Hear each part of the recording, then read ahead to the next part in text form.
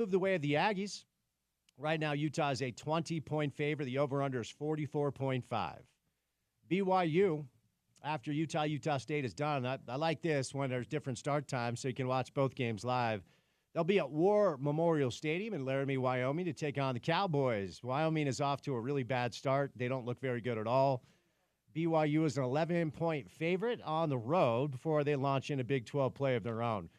So, get to some lessons learned in the college football stratosphere today. I always say observation, not conclusion this early, but now it's time to try to figure out exactly what we know, as this is the last week of the non-con before we're high speed ahead to conference play in the Big 12 and elsewhere. Deion Sanders speaking today. The ship appears to be sinking. There are a lot of holes in the bottom of that Colorado ship. They're a 7-point favorite on the road in Fort Collins at Canvas Stadium. This game took place in Boulder last year. You guys probably remember it because we all watched it. Colorado State safety hit Shedeur Sanders pretty hard. Travis Hunter pretty hard, knocked him out of the game. And there was a little bit of a kerfluffle, as Andy Larson would say. So looking ahead to the Big 12 weekend, excited for that. Rookie camp opens today for the Utah Hockey Club. We are high speed ahead to the first preseason game, which is 11 days away, against the St. Louis Blues. And then the regular season will get going on October the 8th as the Chicago Blackhawks are in town. It still cracks me up that I'm saying that. On local Utah Sports Talk Radio, speaking of which, RSL in action after a long break against Houston, coming up on Saturday at 6:30 Mountain Time. That's a road game, but there are a ton of home games left prior to the end of the season. We're high speed ahead of the MLS playoffs. So come on out to America First Field and support Pablo and the group. All right. Guest list today. We're going to start things off replaying the Coordinator's Corner today from Sean's show, from Sean O'Connell's show. You'll hear from Morgan Scally, head coach in waiting, defensive coordinator for now. So we're going to do that right out of the gates to get some Utah football going in hour one. Move over to some pro football with Dalton Wasserman from the Pro Football Focus show. Dalton does some college football, too, so we'll do a little pro and college football. Omar Ruiz is our guest from the NFL Network. Give you our Big 12 power rankings coming up at 3:30 today. And then Spencer Litton from BYU TV will do some BYU football as they're off to a 2-0 start heading down to Laramie. So there you go. Let's hear from Morgan Scally from Sean's show, our midday show. We'll do a little pro football, college football with Dalton Wasserman, give you our Big 12 power rankings. Bring in Omar Ruiz, then we'll bring in Spencer Linton on the program today on this Wednesday. Me, Spence Checketts, all of you, the great listeners, and that guy, Porter Larson, on a Wednesday afternoon. Did you, we're not going to do a bunch on this today, but did you tune into the debate last night? There was a presidential debate last night. Did you tune in? There was? Really? Oh, did you miss it? You were grinding on Utah State tape, weren't you? I was watching film, bro. There you go. Now I always forget what it's like for you this time of year. No. As a proud descendant of one President Grant, I am kind of weirdly obsessed with national politics. Not out there as much as maybe in times past. But no, I tuned in, I watched, and then I got back to watching film. They didn't mention college football, so I got pretty bored. Yeah, you should just never debate a prosecutor. I think I'll just leave it there. That's fair. It got weird, got loose like we thought it would. But enough of that on this Wednesday, halfway through your work week, one day closer to the weekend. All right, let's get to it. Courtesy of our good friends at Beer Bar, right downtown Salt Lake City, Utah, for all your sports watching needs. On this Wednesday afternoon, it is time now for your opening tip.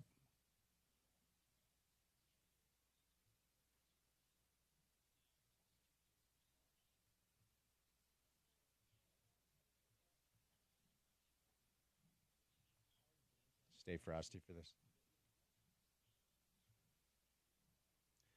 So every year, you guys probably hear me say the same thing to start the college football season. I don't jump to any conclusion. I don't anoint or dismiss a team over the first, 2-3 weeks. But then you have to start trying to understand exactly what you know. What lessons have you learned? What are you confident in saying today about Utah football prior to Utah's first foray into Big 12 play coming up in a couple of weeks in Stillwater, because it's about to get real.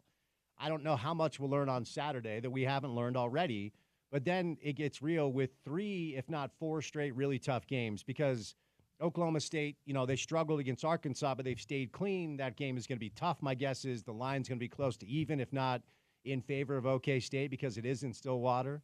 Then it's Arizona. At home, Arizona gets K-State this weekend. It'll be interesting to learn more about them. And then a sneaky game, and I didn't think I'd be saying this, but we had a chance to interview Kenny Dillingham a couple of different times, most recently at Big 12 Media Days. He's a really impressive dude with a very impressive pedigree, and I don't think Wyoming's good, but they wiped the floor with them. And then they did beat an SEC team in their own building. Mississippi State, not thought to be great this year, but it's still an SEC team. And Arizona State is off to a 2-0 start, and they've looked pretty good doing it. So for a while, we've talked about OK State, Arizona. Man, those two games. If Utah is undefeated after September, what will the conversation sound like surrounding these Utes? But then it's at Arizona, and then after that, they're home against TCU. Now, TCU is a team that I've heard more than a few college football experts and prognosticators, including our friends Josh Payton, Joel Klatt, as the sleeper team in this conference to potentially win it. Very underrated, interesting game coming up this weekend in the Big 12 as TCU is taking on UCF, who I perceive to be another team that you really can't sleep on at all. That game is at Amon-G Carter Stadium, so it's in Fort Worth. So TCU is the home team. UCF is a 2.5-point favorite. But one of the things that I think I'm ready to say today is we've learned enough about most of these Big 12 teams through a couple of weeks to say that Utah's schedule initially looked a lot easier than most. And by most metrics, it's not one of the harder schedules in the Big 12. But after this weekend in Logan, it's OK State on the road, it's Arizona at home, then it's at Arizona State, then it's home for TCU. Okay, so a 4-game bear streak right out of the gates in Big 12 play for the Utes. So, Porter, I'm going to ask you this today, right out of the gates. What do you feel confident in saying that you know today about who Utah football is this season? Yeah, I'm pretty confident this team is, elite defensively, close to. Like there's still questions to be answered on that defense, but I do believe this is another year in which we're talking about this Utah defense as a top 10, top 15, whatever it may be, unit, right? If healthy, that is a reality. That's something that I feel like we do know about this Utah football team. Now, of course, Cam Rising being on the sideline means you don't know a whole lot about that offense, but if he's out on the field, I do think we've seen enough from him and from some of those receivers to feel like they're a genuine threat. But Spence, we just have to see either one thing, which is a consistent run of play from Cam Rising, months of playing without injury, or we have to see a quarterback two, whether it is Isaac Wilson or whether it's someone else in that room, be able to operate that offense with not even a go out and light the world on fire level, but operate that offense at a rate that, you can go out and score 14, 21 points, and your defense will keep you in ball games, and it'll be like last year. But, of course, with all hopes pointing to and all likelihood pointing to Cam Rising being back in the near future, I think we do know that this is a team that should and can compete for a Big 12 title. Yeah, and I think there's some things there that are well put. I mean, one of the nice things about having Utah football in this market and us being their radio partner and covering Utah football is more often than not, you know who they're going to be, and that's why I talked about the game last Saturday in kind of the idea of that being a Coach Witt win, that being a Kyle Whittingham game. I know fans didn't love the offense stalling after Cameron went out. I know fans were hoping for a little bit more from Isaac, more yards, bigger chunk plays, more exciting offense in the second half because the offense did stall. But you just never really felt like that game was in doubt because it was a classic Coach Witt, Morgan Scalley win. You get that defense/special team score on the field goal block. You get a havoc play that led to Cameron Rising throwing like a 2-yard touchdown after Connor's sack. So it does feel like, once again, it is the same Utah football formula that we're all used to. And when you look across the landscape of college football, we're going to do this a little bit later with our Big 12 power rankings.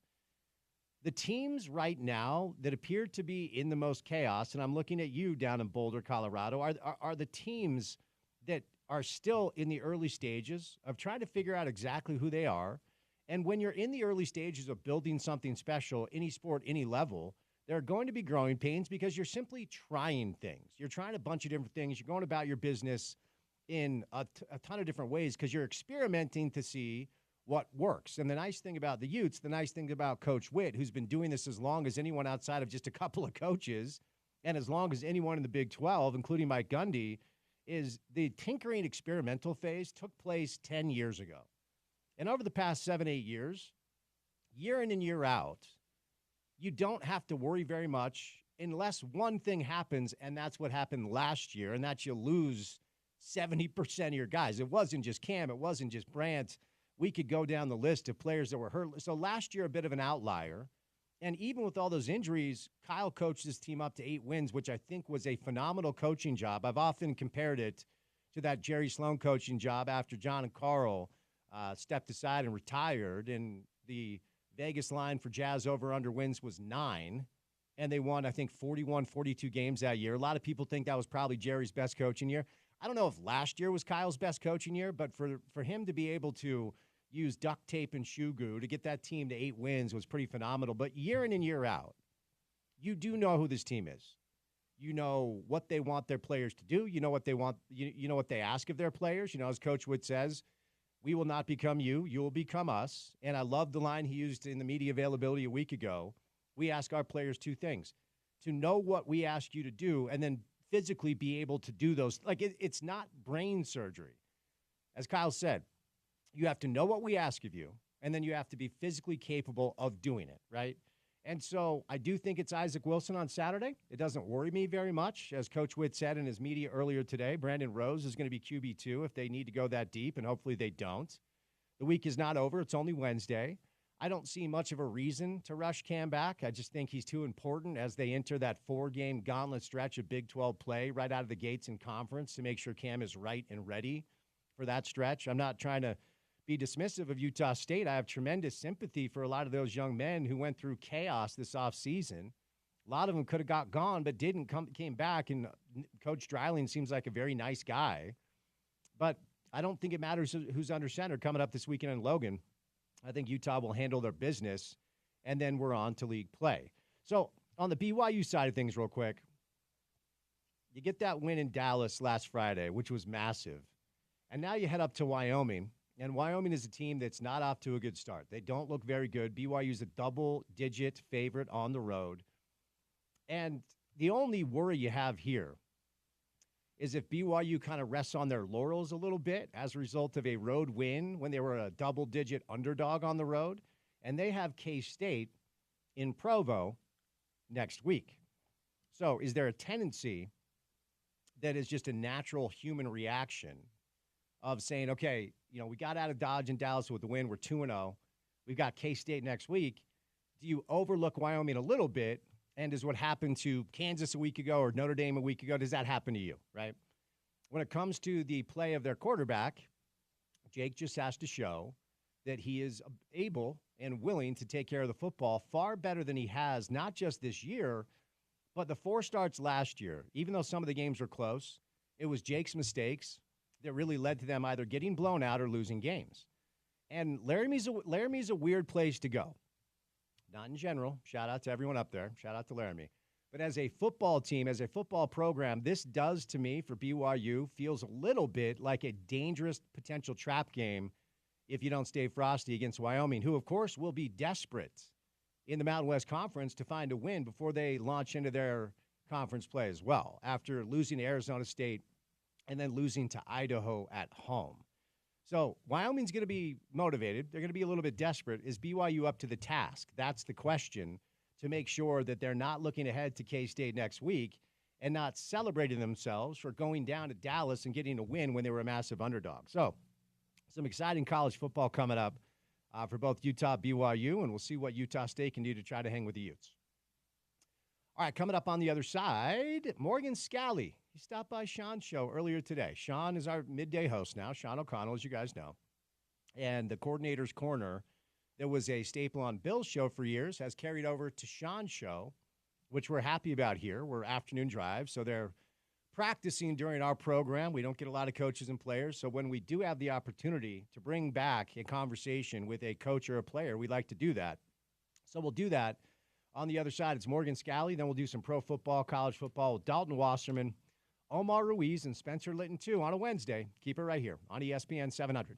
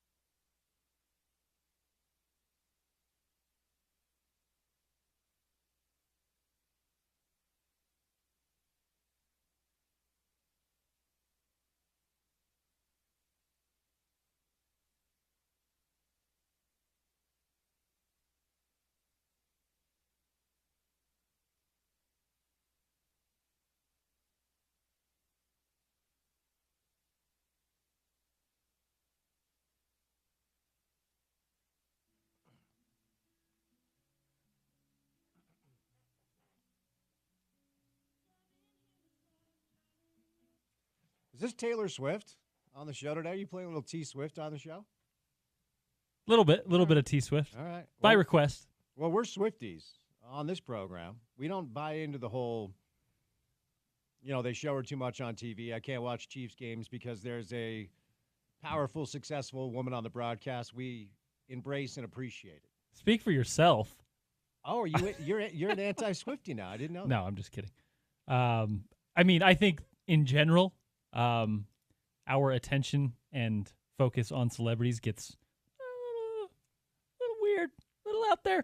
But I think Taylor's cool. She's fun. Well, ultimately for me, last year when the whole thing broke, and, every time a Chiefs game is on, it's Taylor Swift up in the box. Looks like she enjoys a little vodka cran from time to time. Right. Hanging out with, is it Brittany Mahomes? Brittany Mahomes. Brittany. The reaction was so fascinating to watch because what I started to realize is when I saw people tweet out or talk about how angry they were that they were showing Taylor Swift during NFL games, and I started to kind of do the math. I'm like, this is making the perfect type of person angry. Does that make sense? Oh, no, it absolutely does. And then when you went back and actually found what was really going on, I think they showed Taylor Swift for 27 seconds or something during one of the title games. It wasn't even anything crazy. But yeah, it's a branding thing. It's part of the new age where you're using influencers and you're using celebrities as basically brand partners in a different way than just a commercial, right? You want them at your game. You want them in the seat. You want the attention around it. And obviously there's the tie-in with her and Travis. But yeah, it's what cutaways do you want? Do you want to see other fans? Sure, whatever works. But yeah, it's funny the folks that it obviously makes upset. Yeah. No, that's for sure. So if we're going to do Taylor Swift today, do the one where she talks about being on the horse. I'm not being hipster, ironic guy here. I don't know enough about her or her music to understand why you are either part of the cult or anti everything who she is. I don't. But I do know one song. It's the You're on a Horse, Romeo. Do that one. Okay. Thank you. I got you. All right, so we're going to talk pro football. Maybe we'll get into some Taylor Swift stuff today with Dalton Wasserman. Omar Ruiz from the NFL Network will stop by. We'll do a little BYU with Spencer Linton. But earlier today, our guy Sean O'Connell, was able to catch up with the defensive coordinator from the Utes. So here's that conversation, Sean and Morgan Scally. Coach Scally, Morgan, how are you, sir? Dude, OC, are we live? We're live. Live? Yes, you are. Oh, my gosh. I know this is a big moment in your career and in your life to be on the Sean O'Connell Show for the first time. Dude, what a blessing. How are you? I'm great, man. I'm very happy to be back on local airwaves and covering your Utes on the home of the Utes, man. It's a fun time to be doing it, and I'm sure it's a fun time to be a coach up there. Before we get to what's coming against Utah State, I want to talk about the defensive performance against Baylor. It became clear in the second half of this game that you guys were going to have to do some heavy lifting and make sure that you kept the score down for the Baylor Bears. I thought your team stepped up incredibly well, especially as DeQuan Finn got moving and started to build a little bit of momentum. The playmakers showed up, Morgan, and Nate Ritchie blows up a play, and then Van blows up a play. How good is that for you to see? Not only that you made the right play calls, but that guys go above and beyond just their 111th, and they get your team off the field. Well, it's like we tell our guys, it's behavior that wins championships. It's not scheme. Mike, I have an A+ scheme, C- behavior, and the results should reflect C-. So, again, like you said, players making plays and doing so consistently is kind of what you're looking for. And so that's what you saw. Obviously, we gave up a few a zone pressure that they ended up blocking up nicely. They got their longest run of the day, and then some Q run game stuff that we knew we were going to have to defend, and some of it they did well, and you're going to have the give and take, and all you can control really is how you respond. And I thought our guys responded well. Obviously, some stuff to clean up every week, but it's good to see those guys coming up and making plays. I guess I'm doing this in inappropriate chronological order, but early in the game, you got a sack fumble from Connor O'Toole. It was great to see him on the stat sheet, but also he's a free rusher there. Is that because you called the perfect play, or was that a miss? Was that a bust from Baylor? No, this was an RPO, right? If they're seeing man coverage, they see that we're sagging off and they're bringing their tight end in motion. He's getting ready to run the away block on our defensive end, and our defensive end, Connor recognizes it and is getting ready to rush the quarterback. Doesn't know that he's going to be throwing RPO. He's just trying to force the handoff, really, and ends up, with the tight end not blocking him and coming scot-free. So, it just so happened that Connor, you look at him, you look at the communication from Lander Barton on that play, go back and look at that play. Lander communicating with Connor. You've got Connor switching his feet, getting into a 2-point, getting ready to rush, and all that stuff. That's what's fun to see is guys playing that, second-level defense where they're recognizing what an offense is doing, not just aligning and assigning correctly, but recognizing what an offense is trying to do and take advantage of it. I asked Luther this at post-practice yesterday, and I wanted to ask you as well. You've got a couple of deep groups on your defense, especially along that front. How do you decide where do you get the feel on substitution? Because sometimes you got to let people get into a rhythm. Sometimes you got to make sure there's a fresh body out there. You know what the calls are. Maybe some people are better at running certain things than other people. How do you determine substitution patterns in those deep groups? Well, I think the starting point is you want your best 11 on the field matching their 11. And that, everyone knows in our program there's 4 things you have to do to play here. No off-the-field issues, know the defense, make plays, contribute on special teams. And so everyone's graded, on that, and we'll have our starters. But then it's at what point do they become not as good as they could be? You're looking at drive length. An average drive over the past, 6-7 years at the University of Utah defensively is about 6 plays. 6 plays. Can you go 6 plays as hard as you can go? And then where's that breaking point? For D tackles, it's a little bit different because D tackles are taking on, 600-pound double teams, on almost every play. So that there's a lot more energy that goes into that than maybe a free safety who's sitting back in the post and not getting physical until he needs to. So you just have to have a feel for where's that point where they're not as productive as the next guy up could be if he were fresh in there right now. And then that's how we rotate our guys. Usually you see your D tackles, your D line rotating a little bit more because of the physical demand. And then on the back end, it's going to be really, they've got to get beyond 7-8 plays for us to be able to feel like we got to rotate there. Utah defensive coordinator Morgan Scally is my guest here on the Sean O'Connell Show. Coordinator's Corner, powered by Breitling Luxury Timepieces. You use one of my favorite phrases that I know is part of the culture at Utah football, next man up. And we saw the unfortunate injury in week 1 on the non-contact situation, Kenan Johnson out. And you in post-practice last week said, hey, this room's going to be fine. And I'm not watching the tape like you're watching the tape. I'm not watching him every play or the cornerback position every play.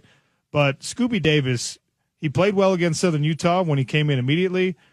I think he played well against Baylor. You could tell me different, but how big has his performance been in relief and being that next man up? It's been huge, but that's what it takes to win championships. You have to have depth, and you have to have meaningful depth, not just a guy that can spot here and there, but a guy that can come in and start. And that's what Scooby's done. He played well. He played well against physical wide receivers. Baylor has physical wide receivers on the edges. They've got length. They've got physicality. So very pleased. And again, there's always going to be stuff to nitpick and technique-wise where we can clean things up. But very happy with how he performed. And like I said, in practice, we had confidence in him in that situation. If not, then you switch things around, you move guys, and you put Tail back at nickel. But no, Sharif Shah's done an amazing job developing those guys and getting them to the point where we feel good with our backup starting. All right, we're in this holding pattern of speculation and wondering about what the offense looks like this week in Logan and whether Cam's available or not available, and you know the answer to that question, what it does for the offensive game plan. My question for you is, how much is the defensive game plan affected by what your offense does, by how long they're on the field for those drives versus, you know, a short change or a quick turnover, or a 3-and-out or whatever? How much is your play calling affected by Coach Ludd's play calling and, of course, the execution of that? Not one bit. Not one bit. We got to control what we can control. We're facing Utah State's offense, not looking at Utah's offense, and that's always been our mentality. Is it doesn't matter what our offense does, if the other team doesn't score, they don't win. We have enough depth that regardless of how long we're out there, we've got enough depth that we feel confident rotating and going. And again, we have confidence in our offense. This is teams win championships, not individuals. Teams win championships, not sides of the ball. So we are all in this thing together, and we're excited to play in Logan for the first time in a while. We know it's going to be a great atmosphere, a great environment, and you only get 12 promised, and every one of them counts and every one of them matters. So we're excited. Morgan Scally, Utah defensive coordinator, for another minute or two here on the Sean O'Connell Show as Utes head to Logan to take on Utah State. What do they do well? What do the Aggies offense do best? Man, they have one of the best running backs I've seen in a minute. That really good back, number 3. Their wide receiving core is solid. With Royal, you got Kyrese Rowan, and he's a guy that was in our program, who's got speed. He's got toughness. You watch him block. You watch him do the little things. So they've got a very good wide receiving core. They've got very good backs. And this is going to be a physical game. And, our guys will be ready. I'm fired up for what's to come. But very much respect for what they do. And again, I can't say enough good things about that running back. And I know he's you had another guy go down in the first game, another guy transfer out. So they've done a great job there recruiting running backs. And we're excited for the physical challenge. You and I have never talked about Bryson Barnes specifically, but knowing you like I think I do, I imagine you have some affection for the guy, and you might be coordinating against him. What's the Bryson Barnes factor in this game? Because he does have some familiarity with your personnel, and I guess even with you. Yeah, not only our personnel, but our looks. He's accumulated a ton of reps versus the Utes and versus what our looks are, how we space our front, some of the calls that we give. And Bryson, I love. Bryson came to the University of Utah because of myself and Sione Puha. We loved what we saw at the high school level, the fact that he was a wrestler, state champion wrestler. He had records in throwing at his level of competition, and just loved his toughness, his mentality. He fit our culture, and the offense fell in love with him as well, and he helped us win a lot of games. So excited to be able to face this kid who I love. And if it's not him, it's the other kid. I get it as well. But if Bryson gets in, I'm happy for the guy, obviously, and what he's done, and absolutely no ill will. Our job is just to keep points off the board. Is there anybody on the offensive side of the ball right now for Utah that you're trying to lure over to play defense? We know that there's always that shifting back and forth. We've always got looks, and I will never name names. Come on. Give me a little hint at least. I know that these little conversations happen every single year and probably every single week with you guys, but I just want to know who it's going to be. Oh, you've always got someone. So I've got lurking eyes, wandering eyes that, with some of the athleticism and physicality that I see on the offensive side of the ball, but I got to be careful. So I'm going to be quiet on that one. Did you try to get Caleb Lohner to play defensive end at any point? No. Okay. No. All right. That's just the way my mind works. With that length, I know. With 1 year to play, and with what he was doing in fall camp, I was like, okay, yeah, you're good. We're good. That's fine. He was doing such a good job. He's such an athlete. I'm fired up for him. Yeah, it's actually really cool to see. I'm going to let you go, but before I do, we haven't had a chance to talk about this, and I know it's old news for you, especially with how fast week preparation goes. But Alex Smith got inducted into that Ring of Honor, and you guys were co-captains on that Fiesta Bowl team that I was lucky enough to be the low man on the totem pole for.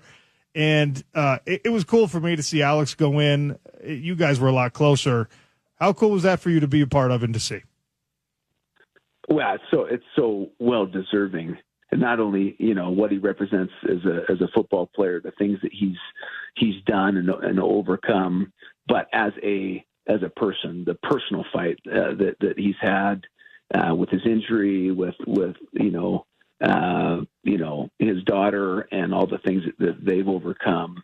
And what was awesome is just how, because he's had awards, he's been given awards. He was at the Heisman ceremony. He's, been all these different awards, but man, was it to see how emotional he was about it being his alma mater, just University of Utah, how much it meant to him, and to have Bill Bush there, my safety coach, the coach that recruited him to University of Utah, was special, and could not have happened to a better guy. So I know that there's plenty more deserving, and one of our teammates, Eric Weddle, for obvious reasons, but time will come. What about Morgan Scalley? That name ever going to be up on the side of the press box? Dude, I'm so far away from that. No, you're not. No, you're not. Yeah.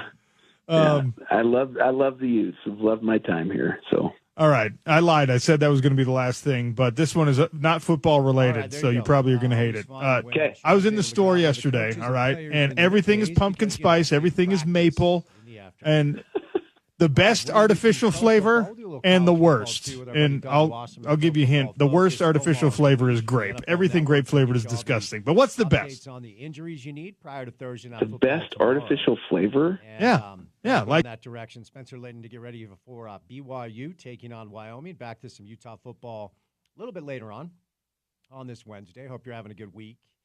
Shout out to my friends at Prize Picks. Prize Picks is America's #1 daily fantasy sports app with over 5 million active members. All you do is pick more or less on 2 to 6 player stat projections and watch the winnings roll in. I'm going to tell you why that's important today. So if you get 2 projections right, you win money. And what they're doing right now is giving you 1 win if Caleb Williams gets 1 passing yard. So you get a free win, and that's every week in September, okay? So basically 4 straight free W's. Don't miss this deal on Prize Picks because it is gone when September ends. So here's what you do. You download the Prize Picks app today. Use the promo code ESPN700 and get $50 instantly when you play $5. That's promo code ESPN700 on Prize Picks to get $50 instantly when you play $5. You don't even need to win to receive that $50 bonus. Go get their free money. Take the free win with the Caleb stuff. And it's guaranteed. Prize Picks, run your game. All right, 1 hour down, 3 hours to go. We're going to do a little pro and college football with Dalton Wasserman from Pro Football Focus. Coming up next right here on ESPN 700.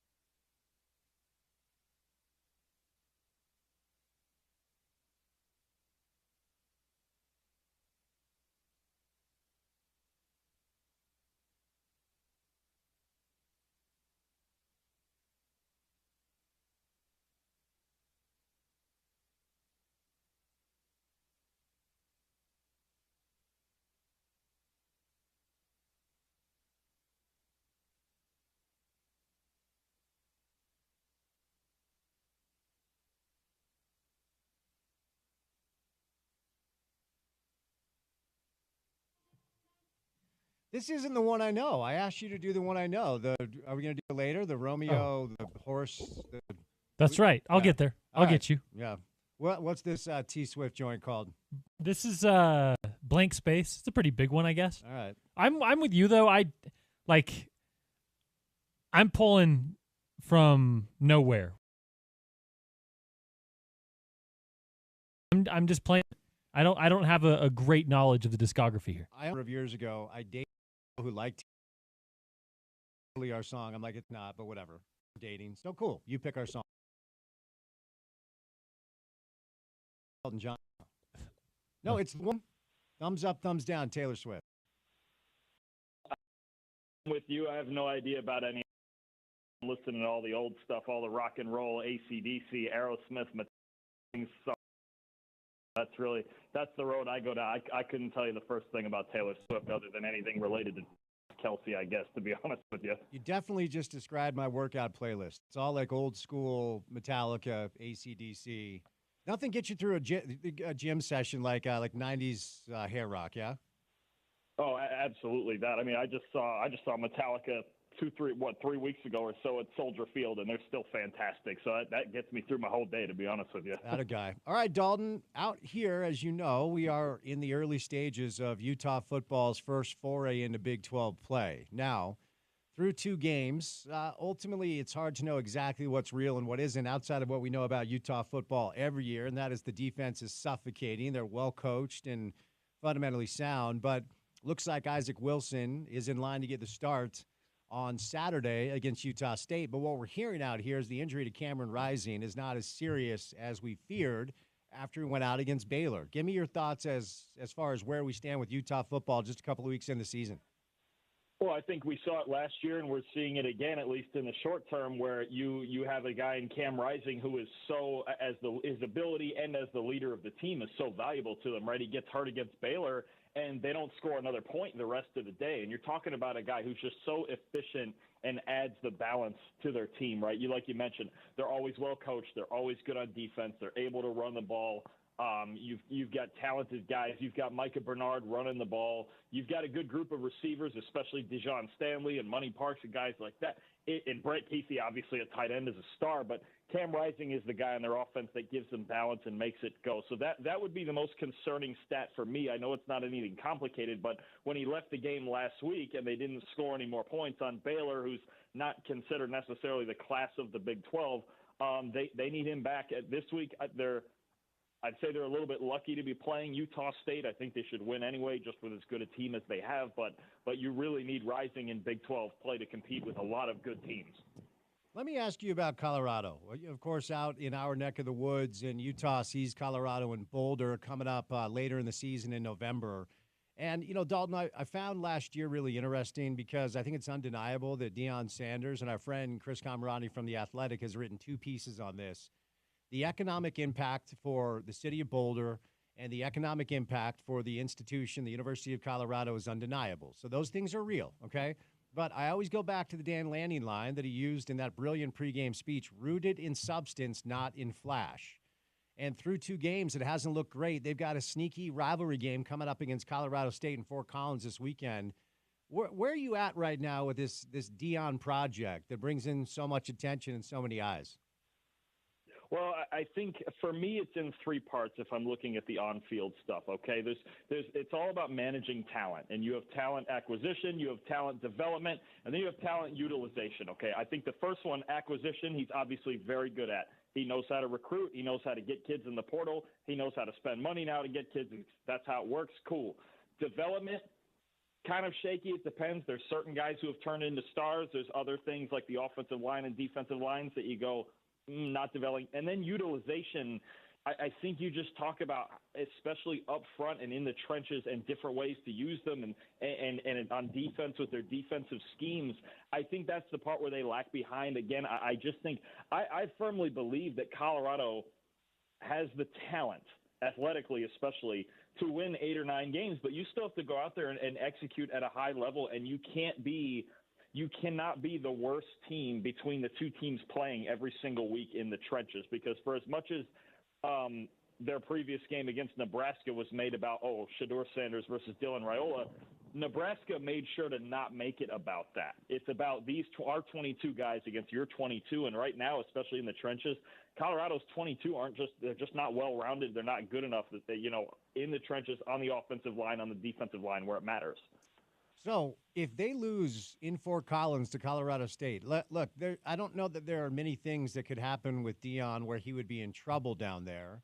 But how loud does the noise get if they – and look, Colorado State, it's a little bit like the rivalry we have here with BYU and Utah. There's not a lot of love lost, and it's typically been one-sided. This generation out here, it's been Utah dominance for an entire generation, and down there it's been Colorado dominance forever. If they actually lose to Colorado State, what do you think the conversation sounds like next week? Well, I think the conversation is one, I don't think there's a lot of people who would be shocked considering the game went to overtime last year. And two, I think the conversation becomes, well, it's very real that they may not win another game this year, and they don't have the easiest schedule ever. Playing teams in the Big 12 like UCF and Utah and Arizona. If you can't beat Colorado State and you only beat North Dakota State by one score and you got whacked like they did against Nebraska, I think you would question if they're going to win another game. And all of a sudden, if they can't win another game, then they had a worse year than last year, and then bigger conversations need to happen. So if they don't win this game, all bets are off at that point. Not that the Big 12 won't be tough anyway, because it will be. But they really, I think Deion and that staff, they really do need a win in the worst way this week. So moving over to some big picture Big 12 conversations, it's been pretty dicey for some of these teams, barely survived. I think Oklahoma State is very fortunate. Arkansas pretty much dominated them all game long and gave that away. It took overtime, but they stayed clean. Who do you like right now? Generally speaking, you can give me 3-4 teams. Some people say 6, 7, 8 teams have a chance to win the conference. But after 2 weeks or 3 weeks, if you include week 0, where do you see the Big 12 kind of shaking out from here, Dalton? So I think Utah's certainly in that mix. If Cam Rising is healthy, they've shown us if Rising is healthy, they're going to execute well and maybe better than any other team in the Big 12. This game on Friday, even though it's technically a non-conference game because of some contractual agreements and things like that, this game Friday between Kansas State and Arizona fascinates me because I think they are two of the contenders, and you've got two very, very different styles between K-State and Arizona, where one's very run-heavy and one's very pass-heavy. I think it's a great game on Friday night. And then some of it kind of got upended when Illinois beat Kansas, and now there's a different opinion of Kansas. West Virginia, I thought, would look better than they did against Penn State, and they got beat the same way they did last year. I think you're looking at Utah, K-State, and Arizona, and I'm telling you, I have a hunch as long as they can gel it together and keep enough defense together, I think UCF might be a sleeper too. You have so many teams in the Big 12 who have really, really dynamic run games, and UCF may have the most dynamic run game out of all of them. I think UCF is kind of a sleeper sitting around there with a really explosive offense. See, I agree with you because I've been talking about that game really for a while now, as Utah's final regular season game is in Orlando at UCF on November the 29th. And if the Utes handle their business, that's going to be a massive, massive game. I think UCF is kind of sliding under the radar a little bit. But let me ask you, as you know, Dalton, we are in the Big 12 lunchroom. We're the new kids awkwardly at the table to the side where we're trying to fit in with our new classmates. But one of our homies is Arizona State and Kenny Dillingham. So he walks over to our table like, hey, we know you, a familiar face. Come sit with us. I've interviewed him on the show. We had him on the show, Big 12 Media Day. And, yes, Mississippi State is thought to be an SEC cellar dweller, but they smoke Wyoming week 1, and they're one of the Big 12 teams that does have a good non-con P4 win. I haven't heard many people talking about Arizona State as a team to watch out for. How impressed have you been with them through a couple of weeks?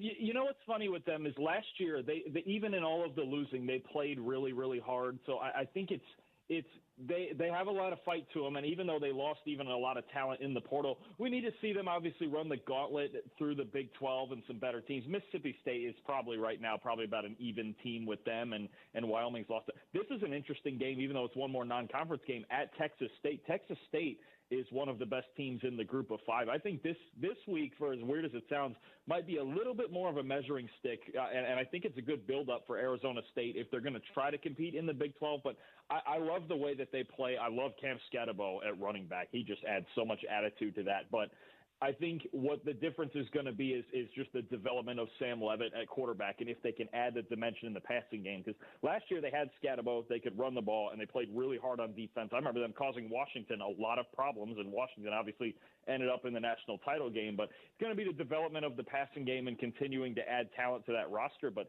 they play really, really hard. Scatterbo's really good at running back, and we will see. I think this week is a very interesting game with them going to Texas State, another a little bit better team, I think, even than the last two teams that they've played. It's going to be fun to watch their development. Josh Pate, buddy of the show, hops on a weekly basis when he's able. His sleeper team is TCU in the Big 12 this year. And again, the conference is so deep. As I referenced when I brought you in to ask you the Big 12 question, if you want to give me 7 teams, that's fine. You referenced the game coming up, UCF, TCU. Certainly that will tell a lot. But separate from the vacuum of Saturday against UCF, what's your take on what TCU can be this year if things go their way?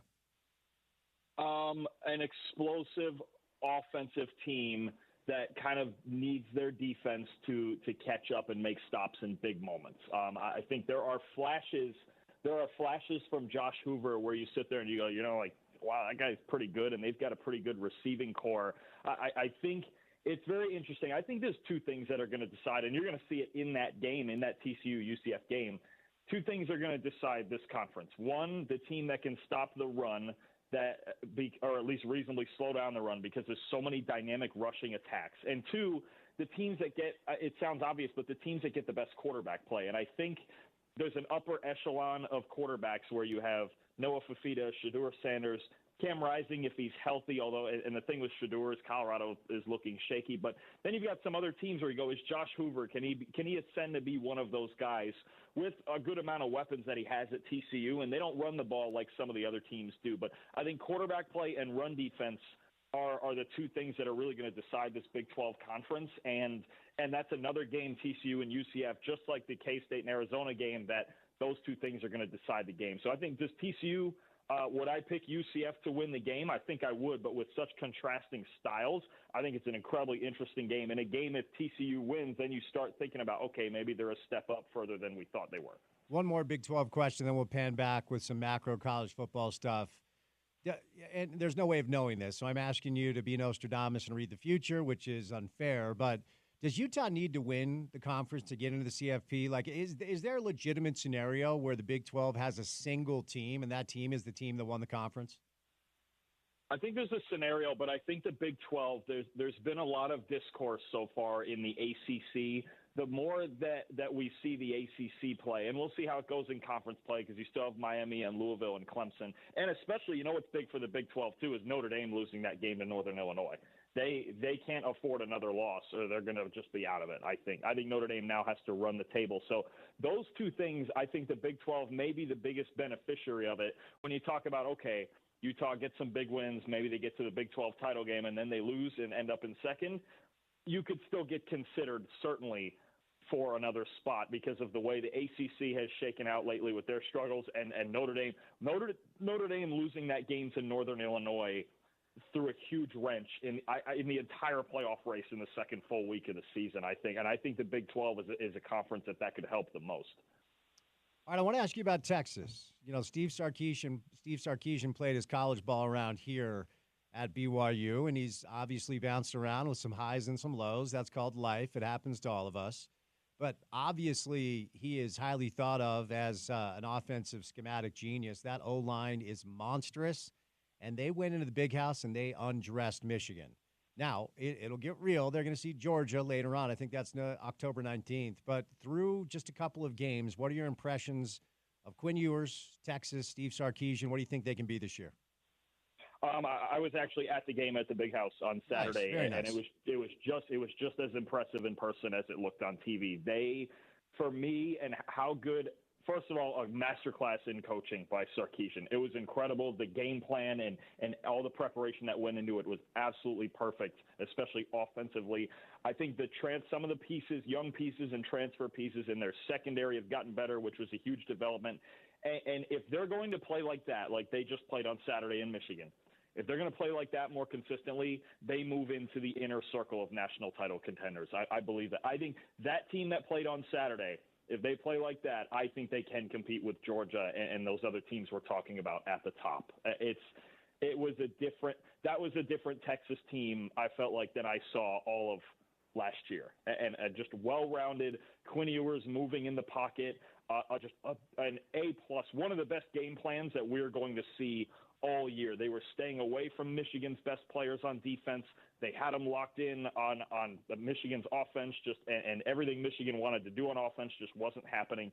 I thought Texas played one of the best games we're going to see all season, and they moved into that first class of, okay, this team could actually win a national title. So I heard Joe Klatt today say he believes that at this point, I think at the start of the season, most thought maybe Tier 1 was 4 or 5 teams. And this could change, but as of now, is the top tier in college football Texas, Georgia, and Ohio State? Is it a 3-team race as of right now? And, of course, everything could change in 1 week. That's why we love the sport. For me, preseason, we were thinking that the 3-team race was Georgia, Ohio State, Oregon. I think Texas has expanded into that. We do need to see Oregon play a little better here in the coming weeks, and they've got the Civil War this week to worry about, which is probably it's not going to be a pushover the way the Ducks are playing right now, but it's more realistically, and I think this is the fun part about the 12-team playoff. It's more realistically probably 7 or 8 teams when you think about, if Alabama can figure it out, they're going to never want to play USF again because it's 2 years in a row with that now. But if Alabama figures themselves out at receiver, if Penn State really looks the way they've been looking on offense and they keep the defense together, if you have somebody like a Missouri or a Tennessee looks great, they looked great on Saturday, I think it's just going to be a wider range of teams, especially once we get to this 12-team playoff. It's going to be so much fun because you just have those one-game scenarios and having to win, those teams having to win 3 or 4 games to get there. Sometimes it's matchups. Sometimes it's just buffoonery that happens in these games, especially in college games. These things go. So would I favor Georgia right now over all of them? I would. That's what I picked to win in the preseason, but I think the race might be even more open than we thought it was. Since you brought up Oregon, another one of our buddies at our old lunch table that took off for a bigger, better, cooler lunch table in the cafeteria, the tour of Idaho did not go well, but they get out unscathed against Idaho and Boise State. You referenced Oregon State coming up this weekend, and I, like you, thought that they were going to be in that top tier, and maybe they still will be. But so far, Dalton, with the 2 games they've struggled in, even though they've won, what stands out most? 2 things. 3 things I'll say. I'll start. The first thing, it's not a Dylan Gabriel issue. If anybody's looking to blame the quarterback, not it. 2 things stand out with them offensively.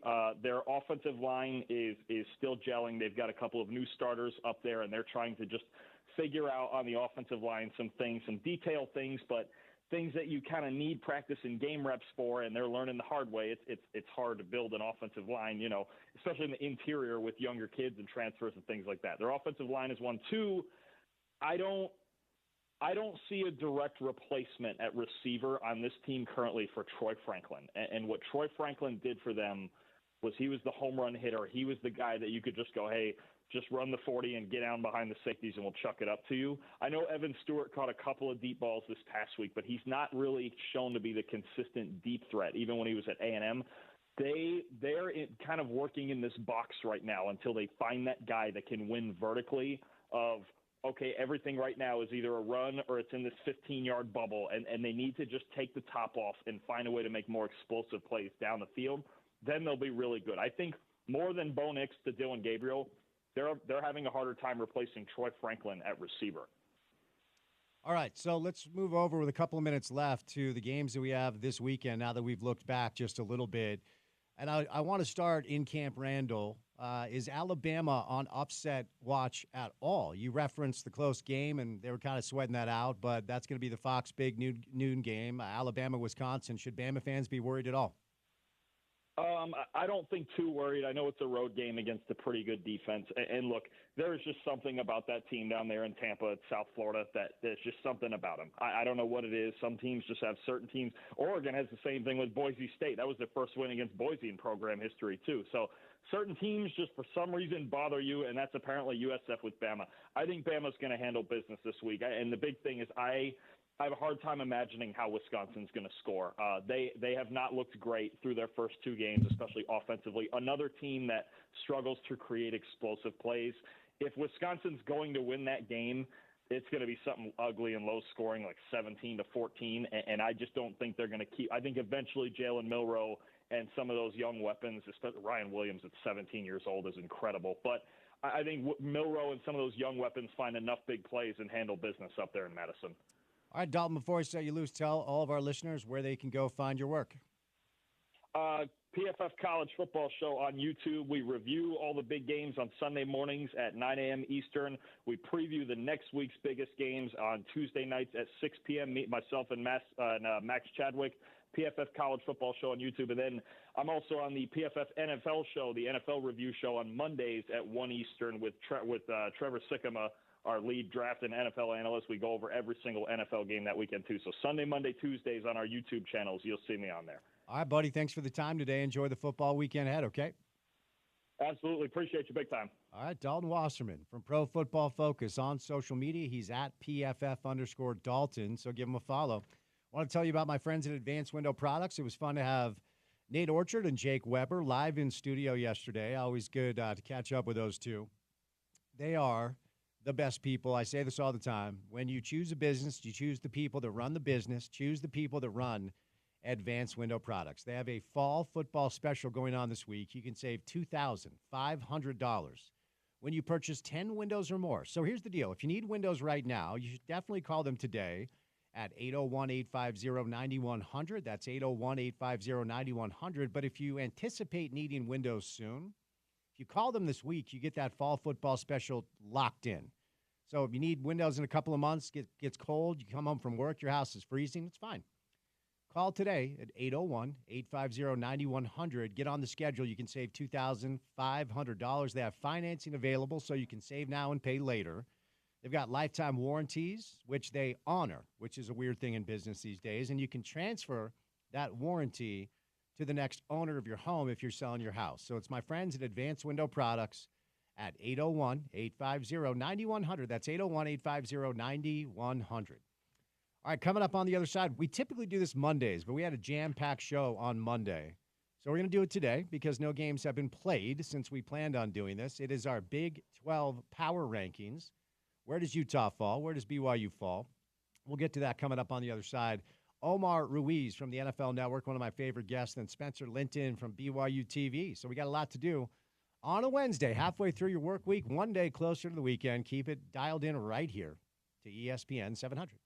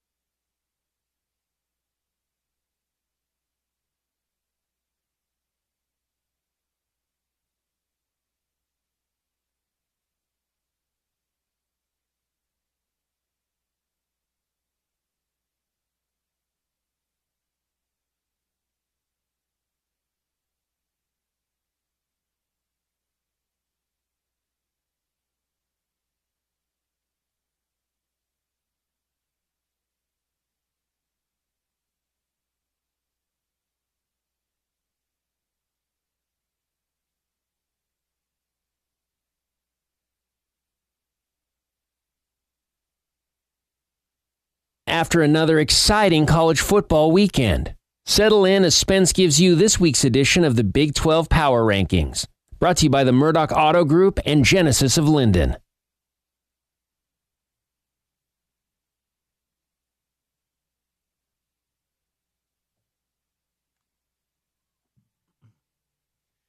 This isn't the one I know either. Are you teasing? Are you going to save the only Taylor Swift song I know to the very end?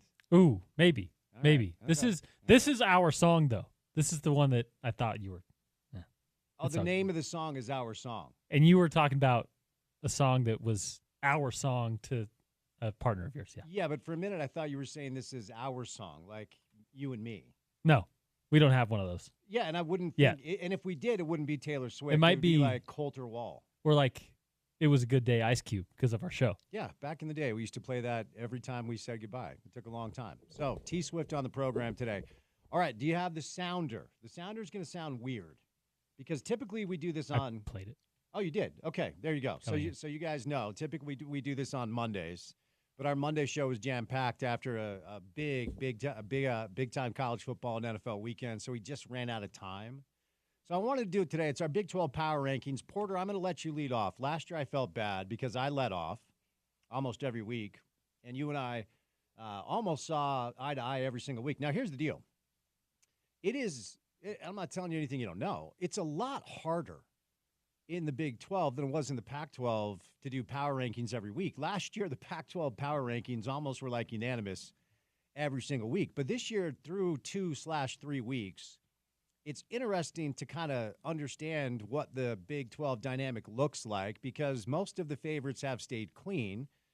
Some of the teams have stumbled like Kansas. Colorado's not near as proficient as most people thought. But for me, Porter, as I look at this, every single team that I thought had a chance to win it so far has still stayed clean, even though some of the performances haven't been great. Kansas loses to the Illini on the road. OK State needed a miracle against Arkansas. K-State was sweating it out, too. We have some impressive wins. We have some teams that I think have surprised, like Arizona State. So we do our top 5, and then we try to give a nod to our local teams as well. So I'm going to turn the time over to you. I'm going to let you lead off. You can go in whatever direction you want. Your top 5 Big 12 teams for our Big 12 Power Rankings. Well, and I know as the season goes along, we're doing a top 5. We're going to dial in on that. But as you mentioned, early season, it's so hard to delineate a lot of these teams. So I put a premium on winning, Spence. Hot take there. And there are 9 teams in this conference that are 2-0. So in order, we're going to go there. The least impressive, even though we give them credit for being 9-0, it's BYU. They're making an appearance, at least in the power rankings, because of that. TCU, UCF, and Arizona are also 2-0, but they're going to fall outside of my top 5. My top 5 going into this week, number 5, and they are number 5 really more so because of Spence, their win. Their more impressive win than what I think they'll do in November, December. It's Arizona State. You mentioned it a little bit earlier on. That's a school who, you beat an SEC school, you at least wake me up in the first couple weeks of the season. So you land in my top 5. Number 4, Kansas State. This is a team who I actually picked preseason to be in the Big 12 title game, but although they're 2-0, it hasn't looked as convincing as I would want it to look if I, have my druthers there. Kansas State coming in at number 4. And at number 3, I'm going to go Iowa State. They also, because of a big win, won against their rival, their in-state rival, Iowa, are probably a little higher on this week's power rankings than I really feel like they're going to end up in the Big 12 or how I feel they're going to be in November and later. That's Iowa State at number 3. Number 2 is Oklahoma State. It's a 2-0 squad. They've got a win over another SEC school in Arkansas. And this is the team that I think has them in Kansas State have the best roster outside of Utah in this conference. And there's not too much to complain about outside of the first half against Arkansas.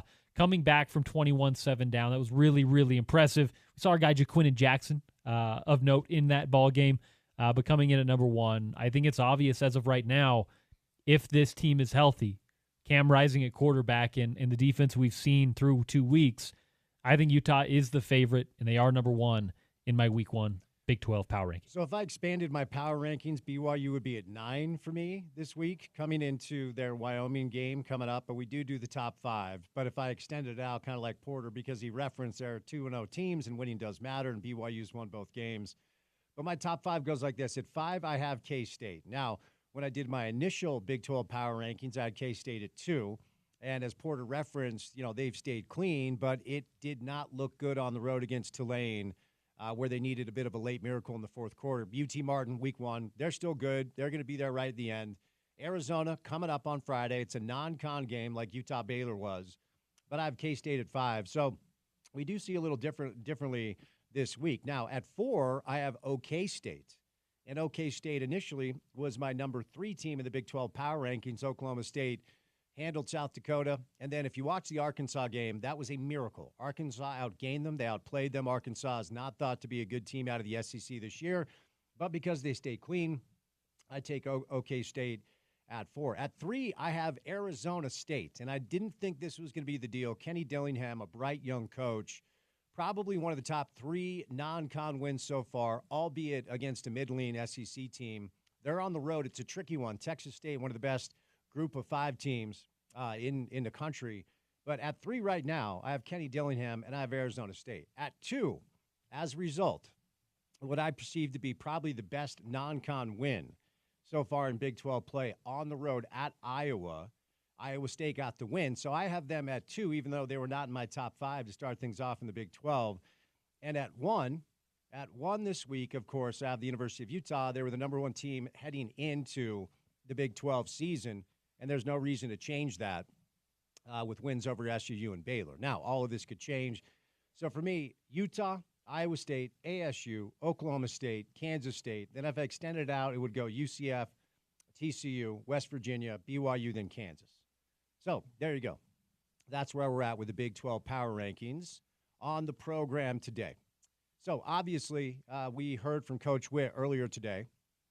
And just in case you guys missed this, Isaac Wilson, thought to be QB1 heading into Saturday, and Brandon Rose will be QB2 at this point.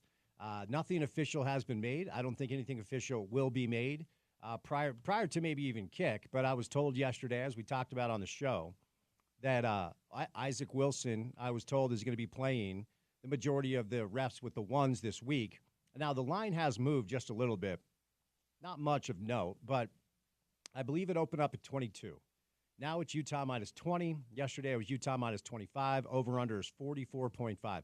Let me ask you, Porter, have you heard anything about Sam Heward? And the only reason I ask is we debated to start the offseason as to whether or not Utah would hit the transfer portal to try to find a veteran quarterback.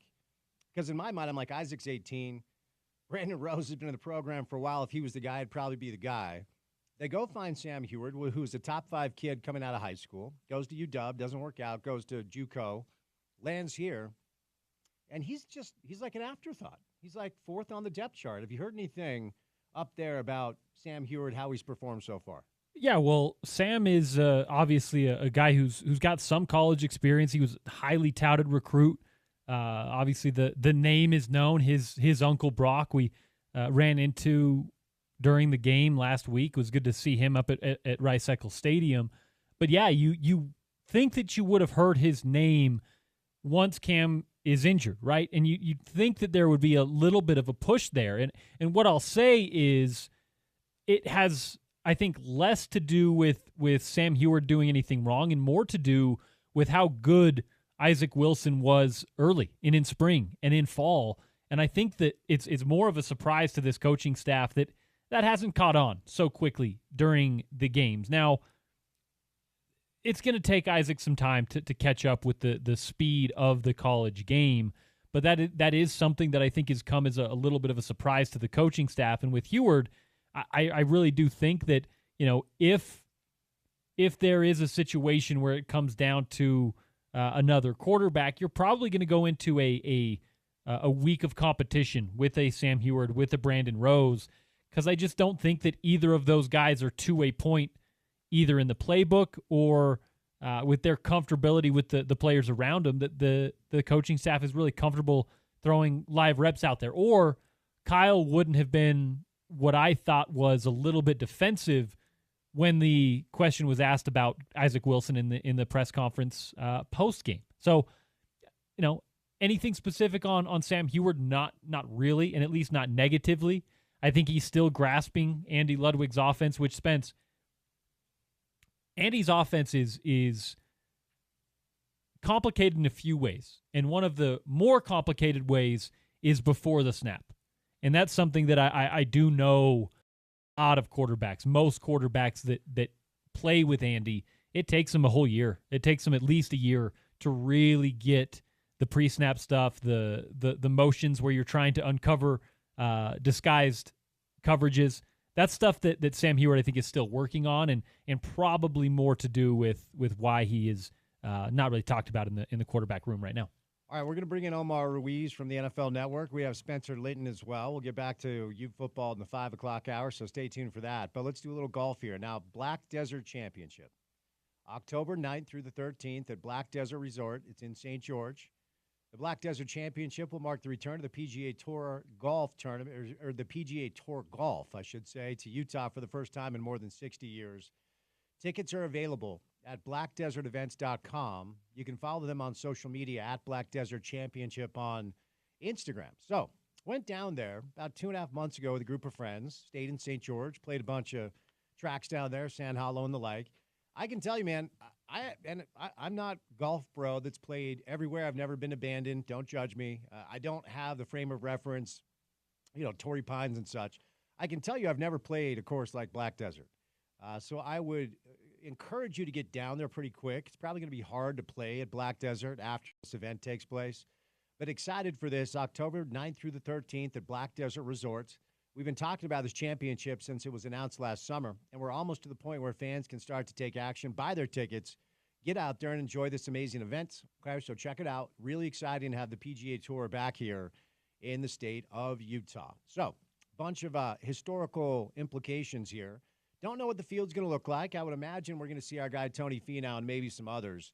But shout out to our good friends at Black Desert Resort, the home of the Black Desert Championship, coming up October 9th through the 13th in St. George. The return of the PGA to Utah for the first time in more than 60 years. Tickets available at blackdesertevents.com. You can also, I don't know if they have spots left, but I know some people that are going down to volunteer to kind of spot for the broadcast and help out. I think there's some information online that you can find out there at blackdesertevents.com or on Instagram at Black Desert Championship. All right, we'll catch a quick break. Coming up on the other side, we will kind of reset the first half of the show, get you ready for the second. Some injury news in the pro football world that we'll get to. Kyle Van Noy is mad at the Kansas City Chiefs. We'll tell you why. And then we're going to bring in Omar Ruiz from the NFL Network, Spencer Linton for some BYU and some college football. We'll say goodnight on a Wednesday at 6 o'clock right here on ESPN 700.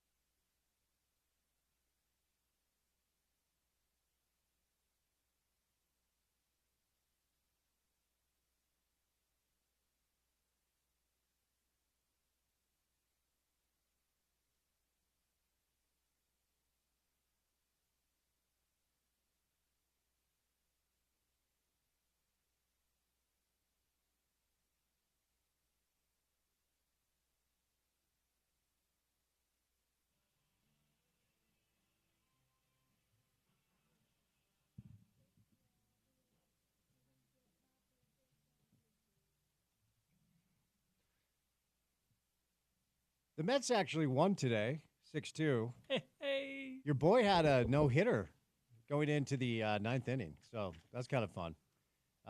Bowden Francis almost no-hit the Blue Jays. Do we do enough baseball? I don't feel like we do enough baseball on the show. Probably not. But we maybe we'll have baseball in the market.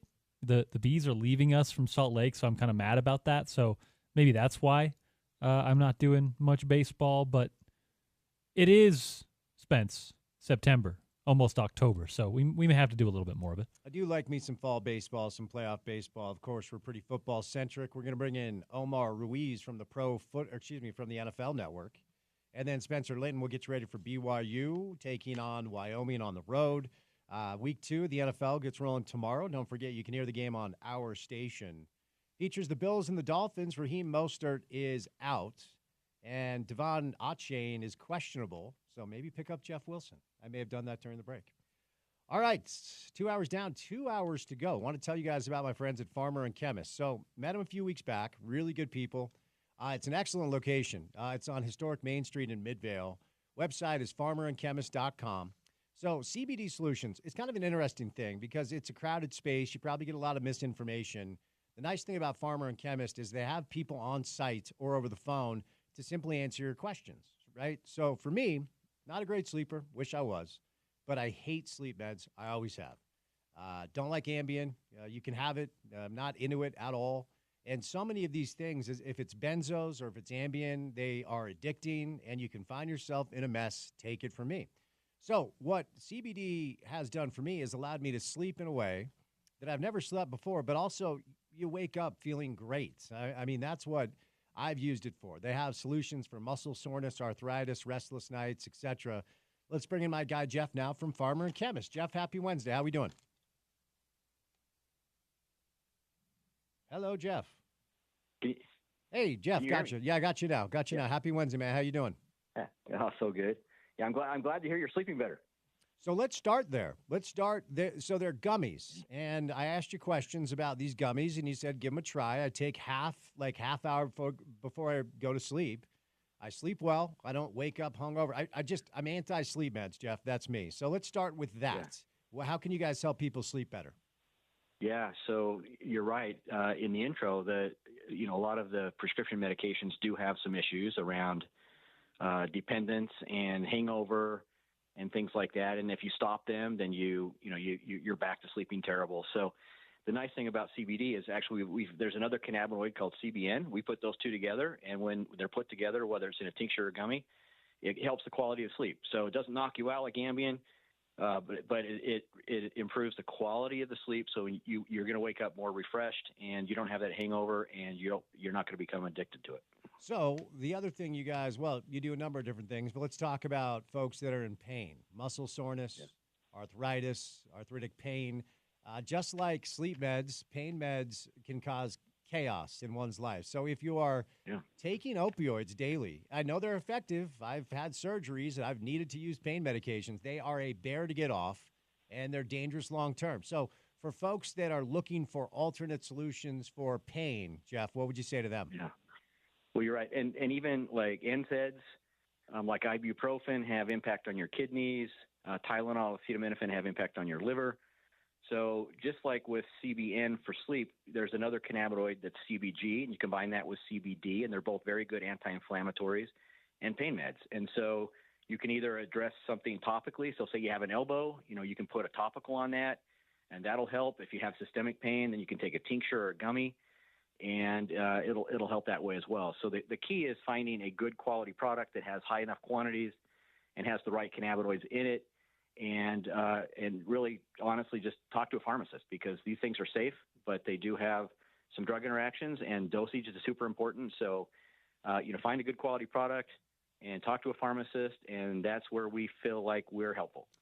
All right, Jeff, before I set you loose, how can people get a hold of you? What's the best way for folks that have questions to get those questions answered?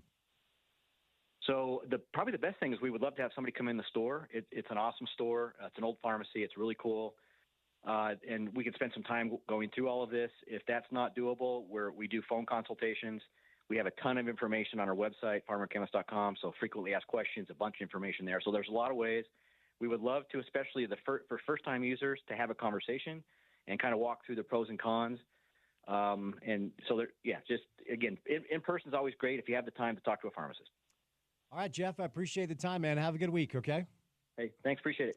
All right, Jeff from Farmer and Chemist. You can head on to their store, which is historic Main Street in Midvale. You can also check out the website, which is farmerandchemist.com.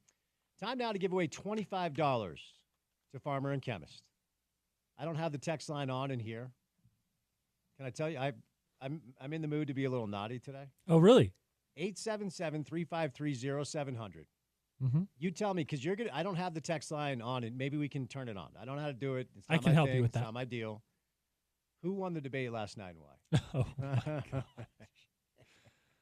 Oh, Can we do that on a Wednesday? Can we get, because the takes from some of our texters on that, it could be pretty awesome. It could be entertaining. We could. Are you in the mood to dig through those? Sure. Text in, who won the debate last night and why? 877-353-0700. We are going to pick the person who needs CBD the most based off of your responses to give you $25 to spend with our good friends at Farmer and Chemist to essentially get you a bag of free gummies or a free tincture. Check them out online, farmerandchemist.com, or check them out on historic Main Street in Midvale. All right, 2 hours down, 2 hours to go. Omar Ruiz from the NFL Network joins us next on ESPN 700.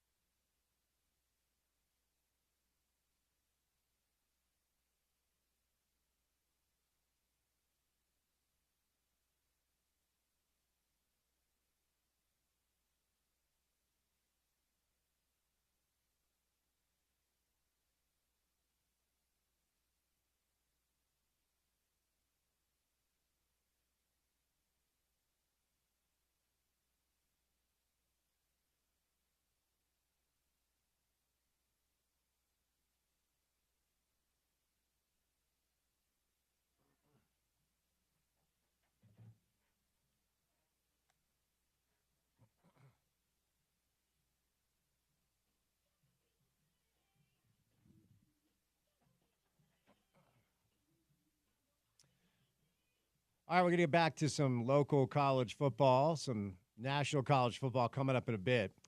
Utah is taking on Utah State in Logan for the first time in 12 years. BYU makes their way to Laramie to take on Wyoming.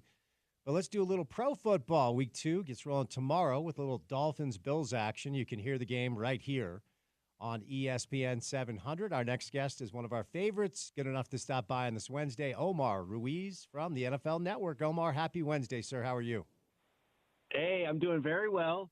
I'm curious to see how you are after that Monday night Jets loss. I thought a little bit of encouragement from the offense, but a whole lot of disappointment from the defense, to say the least. Not great, Omar. Not great over here with the Jets, but my producer's a Cowboys fan, and I feel like he has a lot more to be excited about than I do, but we both have kind of we've done the Spider-Man meme, pointing at each other, saying we're not going to have crazy expectations for our pro football teams this year. Yeah, I don't blame you. I think for all the offseason drama, and I think you could say this for the 49ers and the Cowboys, for all the offseason drama for the Niners, it was the Brandon Ayuk and Trent Williams hold out, hold in, Ricky Pearsall getting shot, their first-round pick last week, and miraculously being okay. Christian McCaffrey not playing on Monday. Obviously, he's been their best weapon since he's been there. Offensive player of the year type. All of that adversity to still then come out and control that football game, score in 8 straight possessions, and have their way on the ground with a guy like Jordan Mason, almost $150 against the Jets defense, I think said a lot about San Francisco. And then similarly, talking about the Cowboys, all the Dak Prescott drama, all the CeeDee Lamb drama. What did they do in free agency? They didn't do anything in free agency. Did they address any needs in the draft? I don't know. And all of the offseason turmoil seemingly from within, from outside expectations, and then they go out and they dominate the Browns team, which obviously they have their issues with Deshaun Watson. That's a whole other story. But that defense, regardless of the circumstances, since Myles Garrett's been there, has been pretty consistently good. And for that Cowboys offense to, get these guys back, have Zeke Elliott look like it's 2018 all over again, I think says a lot about the Cowboys and how potentially dangerous they could be in January. So, we try not to overreact, like you mentioned, for week 1, but I think those are some strong takeaways we can take from San Francisco and from Dallas. Yeah, and honestly, Omar, I felt like that Jet loss was more about who San Francisco is as opposed to who New York is not. And, that's just how highly I think of Kyle Shanahan and that entire crew from top to bottom. I mean, that's a Super Bowl caliber roster. How do you think they'll handle McCaffrey? I mean, I'll draw an NBA parallel. When I heard the description of the calf, my first thought was Kevin Durant and the Achilles. So Kevin Durant, Golden State, I don't want to say rushed him back, but Bob Myers, after the game where Durant tore the Achilles, gave a press conference saying we probably should have been more careful because that calf strain led to an Achilles tear. Obviously, they were fine for 1 week, but if they're going to win the Super Bowl, they need potentially the best offensive player in football in their backfield. How do you think they move forward, Omar, with the Christian McCaffrey stuff? It's a good question because I asked Kyle almost specifically about that after the game on Monday. Does how Jordan Mason perform tonight affect how you then treat Christian? Do you give him more of a buffer? And as Kyle described it, he said no. He said when Christian is ready, he'll come back. But how could you not?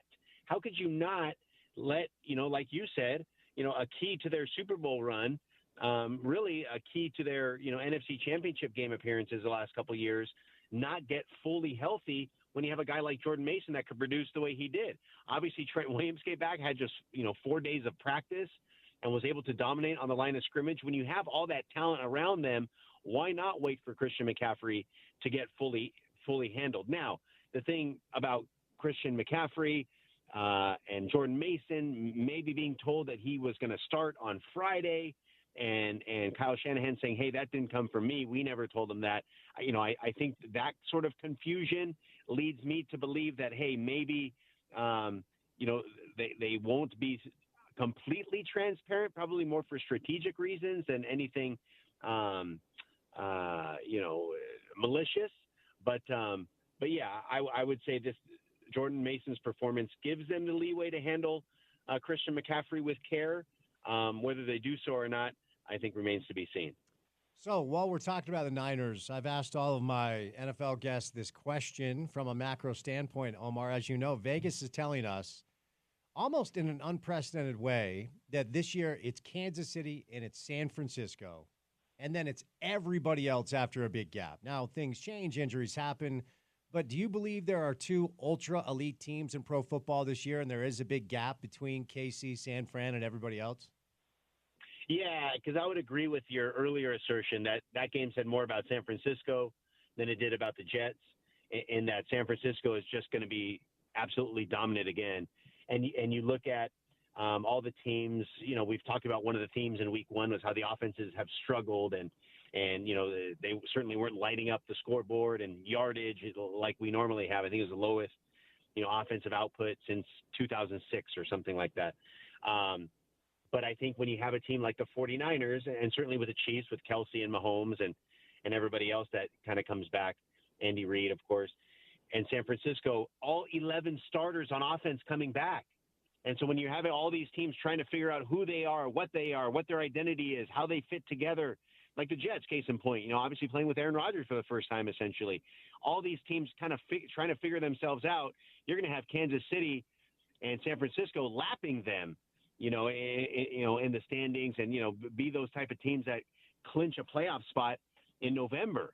And yeah, so I do think right now there are two clear-cut favorites. However, I do think, and this is typical, and just because Baltimore lost, you know, by a toe doesn't mean they won't be there in the end. I do think there will be, you know, a handful of other teams that will assert themselves and be teams on that level of Kansas City, of San Francisco. They're just not going to show it right away, but will round into form as the season goes on. I think among those teams, Omar, and I want your opinion on this, I'm high on Detroit this year, and I'm not alone. A lot of people love what they did a year ago, and they bring back a bulk of who they had, and now they're taking the next step in this evolution. Ultimately, a really good – and what a entertaining game. You know, Sunday night, Lions-Rams was insane. But if Detroit can stay healthy, if Goff can just do what he can do as opposed to – either regressing back to some bad form we saw with the Rams, you know, or, of course, getting hurt. If QB1 can stay under center, and if they can get some luck with health, what do you think Detroit can do? That game against the Rams, the way they did, the way Aiden Hutchinson was eating the lunch of a poor Curry. He's like the fourth tackle, having to go against one of the best pass rushers in the NFL, and was getting beat by a drum every single play, I think says a lot about Detroit. And I think stylistically, you know, that's the kind of football that carries into January and hopefully for them into February. That sort of bully ball, the physical brand of football, the attitude. You know, those are the types of, you know, teams that ultimately do well, that can win on the road in the playoffs. You know, obviously Jared Goff with Ben Johnson as offensive coordinator, you know, they're going to light up the scoreboard. They're going to put, you know, big yards up, big numbers, Amon-Ra St. Brown. But I do think they're a team that when they need to run, they will be able to run. They will be able to play smash mouth behind that line. And because of that, and not to mention that physical defense, that's going to be a team, again, not only be better this year in the playoff run, but, you know, for competition for those NFC powers. Week one style, then look at week two, which gets rolling tomorrow with some Thursday night football. I want to ask you about teams that are supposed to move over to what you saw week one with the Denver Broncos, where it looked like Bo Nix was confused quite a bit by Mike McDonald and that Seattle defense. Like a minute, right? And so Denver goes up to Seattle, and it was a close game. Nix did not look great. What'd you make of what you saw from Bo Nix? I was disappointed in myself, number one, that I had put so much stock in preseason performance. He looked so good in Indianapolis when I was there, saw him in person, the way he operated the offense, was in command, in control, money throws. And it reminded me of the hype that I bought in with Kenny Pickett last year. If you remember, you know, for the Steelers in the preseason, he was lights out. And I thought, okay, Kenny, I'll light it up this, obviously. He's different, than the preseason. That was my thought. Seeing Bo Nix struggle in Seattle, it's a tough place, one of the loudest stadiums in America, and not to mention that's a really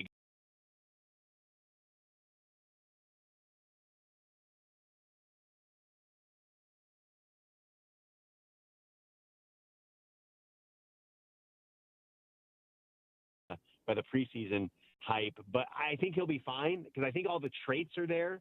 I don't think, Sean Payton would be as bullish about Bo Nix, somebody who's been a head coach for almost 20 years and has had the success that he's had, would buy into a player like Bo Nix unless he was the real deal. So I think he'll rebound. A lot of football left, and I think the Broncos will still be okay for the 24 season. All right. We've got a lot of Raider fans around here. As they've moved to Vegas. It's about a 4.5 hour drive. Depending on how fast you drive, it's none of my business. It is Minshew mania. And Jim Harbaugh's first game, and it was a hilarious classic on brand Jim Harbaugh post-game celebration in that locker room. We'll see what the Chargers can do. Jim has shown wherever he is, college or pro, he wins. This feels like, Omar, it's going to be a long year in Vegas, and maybe they have their eye on one of these good young quarterbacks in the college game. Give me your thoughts. Yeah, I certainly was disappointed. Just 10 points. I think we saw, and the defense didn't play poorly. I think they held, Justin Herbert to 100-something passing. When was the last time you saw the Chargers win by double digits and Justin Herbert was limited like that? You'd have to go back a long ways. But I think if the Raiders can't win that type of football game and really, to lose by 12 points and not be in it in the second half is a big disappointment, because I always thought, they're going to have to be a team that takes care of the football. And for Minshew to have that turnover where he throws it behind him and, the sort of the lateral pass that, was a big turnover. And them not taking care of the football. And then, I think the defense was okay, but I don't think, and you've seen it over the years, these sort of defensive-minded teams like the Jets last year, they were fine defensively, probably even great defensively, but you just can't sustain that level of effort if you're not getting anything from the offense. And even though the Jets were able to win 7 games, I think that would be, very optimistic for the Raiders from what we saw. Now, obviously, that can improve dramatically, but, I would be disappointed, and the expectations would be for me after seeing this week 1. Now, again, Spence, we try not to overreact, but for seeing that, what we saw, I think you're right. I think it could be a high draft pick and quarterback of the future time for the Raiders. It's been funny with the Caleb Williams stuff, Omar, because Caleb, of course, was the quarterback at SC, and he played here in Salt Lake City. And we saw Utah play against Caleb on multiple occasions. He could never figure out Kyle Whittingham. He could never figure out Morgan Scalley. And more often than not, every time Utah had the better of him. And they escaped with a win. However, it looked – so we've had several people out in this area on the show that are very skeptical that Caleb will be able to live up to the hype. Now, when you listen to NFL scouts, they talk about him as a generational prospect. And to your point, no one's going to anoint or dismiss based off of 1 week, and Chicago stays clean. But that Tennessee front caused a ton of issues. Caleb never looked comfortable. Week 1, number 1 overall pick, Caleb Williams. Omar, what's your opinion? Yeah, I mean, obviously, 93 yards is 93 yards, and 14 of 29, and that 55 passer rating, all atrocious numbers. But I think for him, and I think this is the case for a lot of young quarterbacks, that never develop is I think it's tough for any quarterback, even Peyton Manning. Remember his rookie year, through the most interceptions any rookie in history, that record still stands. It is tough for rookies to produce at a high level. The C.J. Strouds of the world, Justin Herbert a few years ago, RG3 10, 12 years ago, Andrew Luck. Those are just very rare exceptions. But if they can find ways to win with that defense and sort of not put it all on their quarterback, then he can develop. You have the time. You're buying the organization time to allow that quarterback to flourish, to grow, to develop. It's when these guys don't develop, but they're losing at the same time, that the impatience grows. And then, then you have a Zach Wilson type of situation in New York where, after 2-3 years, they move on from him.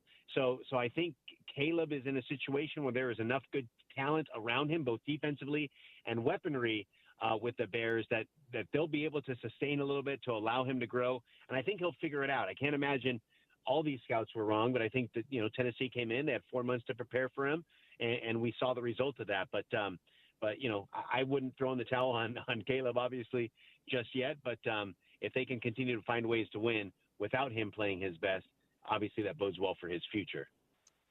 All right. So, Omar, as you know, and as we've talked about, I am a lifelong fan of the New York Football Jets. However, I come from a split family that has split loyalties. There are 4 boys in my family. I'm the oldest.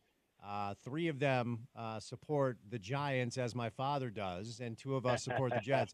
So how is this? I mean, my goodness. And look, let's be fair. Daniel Jones runs for his life on every play. Like, this is not all on him, but a lot of it is, and it doesn't look great. Any hope at all for a bounce back as they head to Northwest and Landover to take on the Commanders this week? And your takeaways from just an eyesore of a Week 1 game?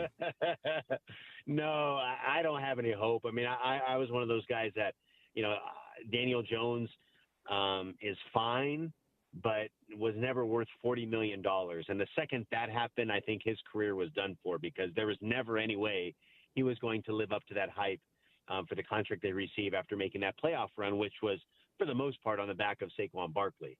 And so now Saquon is gone. The sole focus of the offense is Daniel Jones. Defenses will cater to that. And we're going to see Daniel Jones for what he's been throughout his career, save that one season when Saquon was playing like a MVP type of candidate. And I think that the Giants are going to continue to suffer disappointment. And especially now you consider the $40 million, which, in the last couple of years seems like a bargain now for a quarterback, but certainly I don't think Daniel Jones has played like a franchise quarterback, a definitive, quarterback that can elevate players around him. Because you look at Mr. Cutlets, from last year, Tommy DeVito, and he was running for his life too, but he was able to make plays, and they won a couple games, and it was the same atrocious offensive line, but somehow the offense looked a little better than it did with Daniel Jones. So yeah, I'm not very optimistic about the Giants season. And obviously we heard last year, Brian Daboll and his coordinators, not getting along, and obviously Wink Martindale, eventually moved on. And so, I don't know how much drama is playing out behind the scenes too, but it doesn't seem like a winning culture right now in New York, and especially to have it all exposed on Hard Knocks.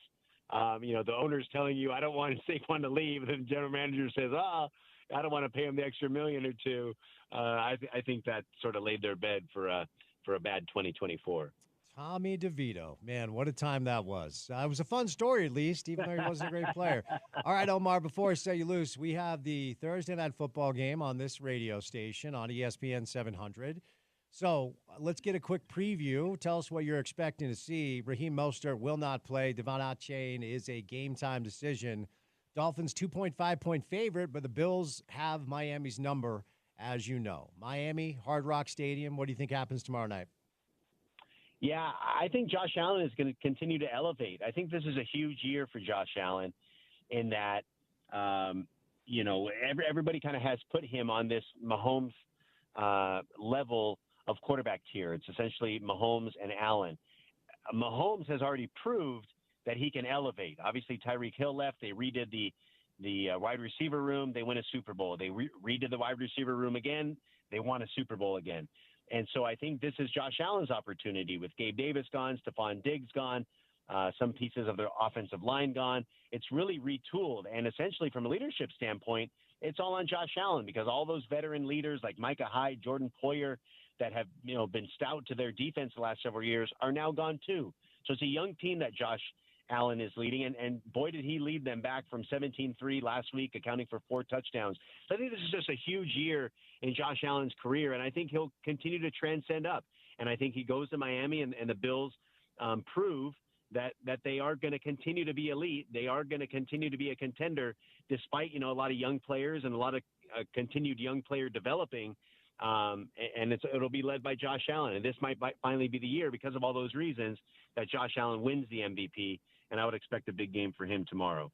Omar, thank you, my friend. It's always a pleasure. It's great to have the NFL back. Enjoy the action this weekend, and we'll chat again soon.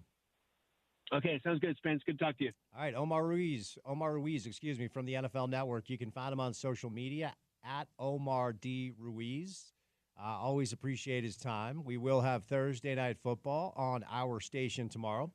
As I referenced, it's going to be the Dolphins and the Bills. Buffalo owns Miami. There's no doubt about that. It is a home game for the Dolphins, and they are a slight favorite, 2.5-point favorite. Typically, you get 3 built in at home. A neutral field will probably favor Buffalo, and Miami dealing with some early season injury issues. So NFL Week 2 gets rolling tomorrow. Coming up on the other side, we'll do a little local college football. We'll do some Utah, some BYU. Spencer Linton is going to stop by. We'll launch into the 5 o'clock hour where we'll talk Utah football, the latest from camp. And then also Dalton Wasserman will stop by to talk some big picture college football. So stay tuned. Spencer Linton joins us coming up next on the other side right here on ESPN 700.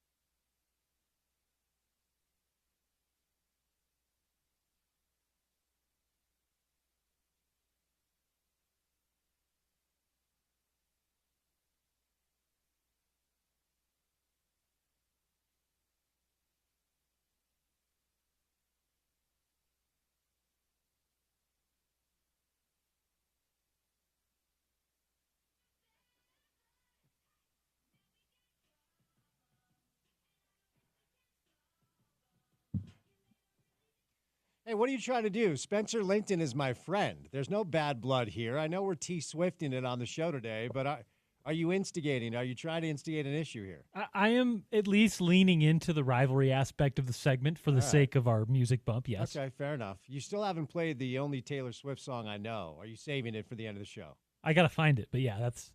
It's like the most popular song. It's like, isn't that her most famous song? I think you've been out of the loop a little bit, but... That's for damn sure. I do recall a couple of years ago, I was listening to a BYU football game on the radio, and Rubel said... Shout out Greg. Shout out Greg, our guy. That's my guy. He's our guy, let's be clear. He was my guy first.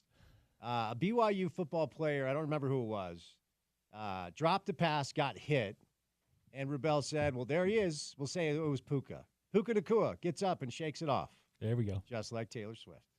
So I did hear a T-Swift reference on a BYU football broadcast. We should get more of those. Well, we're Swifties on this show. Spencer Linton, BYU TV. Thumbs up, thumbs down, Taylor Swift, Spencer Linton. You know, I'm thumbs up, man. I'm bought into the fact that she is dating Travis Kelce, and Travis Kelce plays for the reigning Super Bowl champions, coached by my BYU guy, Andy Reid. So I'm all in, man. Okay, good to know, because, the anti-T-Swift thing is kind of weird to me. I don't fully understand. Now, I want to be clear. I don't know enough about it. I don't really know enough about it to understand people that are in the cult, but I don't know enough about it to understand people that hate the cult either, if that makes sense. Absolutely, and I feel like we're in a similar territory. I don't understand why people spend so much of their lives dedicated to hating on something that significantly and then, waiting around on social media to see what she posts next so that they can know what to do. But, yeah, I'm with you. I'm middle ground, but, hey, props to her, man. She's literally the most powerful, most influential woman in the world. No doubt. All right, let's start with what everybody's talking about. Let's get your take on the debate last night. Just kidding. Let's move on from it. Let's start with, I talked about this last week, Spencer. I thought that SMU game was really sneaky because BYU goes down to Dallas, and if they get got, they have to win, and I think they're going to roll coming up at Wyoming. But then they would have to find 4 conference wins to go bowling. So I thought last Friday was a really, really big win, kind of under the radar for BYU. Give me your thoughts. Absolutely. Massive win. As ugly as it was offensively, and frankly, as beautiful as it was defensively, it was critical that BYU win that game so that they can finish non-conference 3-0. And then you'll worry about where you're going to find 3 wins in a really tough 9-game Big 12 conference schedule. It's one thing to be critical in a win, which is what is happening now, and then another to be critical and tailspin potentially if BYU gave that game away. And for a minute, Spence, it felt like SMU might win this game without scoring a touchdown. They might kick 5 field goals, and BYU's defense holds them out of the end zone entirely. A team that averaged 50-plus points a game at home in that 9-game home win streak, to no touchdown, and they could have lost the game, but they figured it out. So, yeah, just massive that the defense came up so big, and the offense did enough on some critical fourth-down plays in the fourth quarter to find a way. I'm with you. I feel like BYU is in a great position to be bowl eligible because they snuck away from Dallas with that 18-15 win. So we'll learn more about BYU, Utah, all these teams as we enter conference play. But through 2 games, the competition being what it is, the defense looks so much better overall than it did a year ago. It's odd for a team whose head coach is Kalani Sitake and whose D coordinator is Jay Hill to be among the worst teams in college football at getting to the quarterback a year ago. Kalani wants to get the quarterback, so does Jay. What do you attribute most, Spencer, through 2 games to what appears to be a very marked improvement? So I'm going to steal a page out of the Mark Pope basketball book where he talked about just growing older together and experiencing some really tough things together and then keeping the core in place so that you can learn and grow and buy into the system. And I think that part of the success has come from the majority of BYU's players from last year's team are back, and they got some pieces put in that were not healthy last year that are now healthy.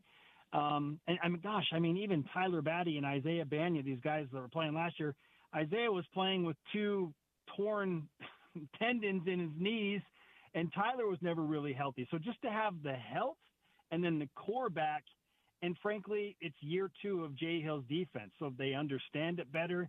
They can just play more confidently instead of second-guessing everything, not just for themselves, but there were some miscommunications last year about, aren't you supposed to be here? And no, not this is not the call here. You're supposed to be over here. It just took them a while to get into things. And when you are questioning if you're in the right position and if your teammate's in the right position all of the time, then you can't play as fast and you certainly can't play as confident. So I think that certainly is part of it. And then I know we always hear, our strength and conditioning staff has done such a great job, but when Jay Hill says it the way that he says it, I tend to believe him because he's very, very straightforward. And he said, I'm telling you, Spencer, we are literally bigger, faster, stronger, and more healthy. He said, if there were MVPs of the offseason and of fall camp and all that, it is the strength and conditioning staff who built BYU's depth, got our guys right, the guys that we need to be the best. They are in peak physical condition, so I cannot, I'm using his words, put enough emphasis on what they did for our football team, specifically on the defense. So strength and conditioning is part of it, better understanding, the core growing together, having gone through some tough times. And, all those things combined have produced some really, really nice results for BYU through 2 games this season. Speaking of Jay, Jay was up here for a while, and I got to know he and his wife, Sarah, a little bit. And, this weird, dysfunctional, extended family that we all have here, if you're in the ecosystem of football, if you cover it, if you're coaching it, if you're playing it, we all kind of know each other one way or the other. And even though, there are heated exchanges online with fans, ultimately I feel like it's a group that everybody kind of pulls for each other to certainly have good health, if nothing else, if not succeed and be happy in life. And getting some work done and my phone blows up. I get a text message like, Jay Hill just had a heart attack. I was like, wait, what? So take us through that from your prism, from your vantage point, how you guys covered it when you first heard about it and how kind of that entire situation went down.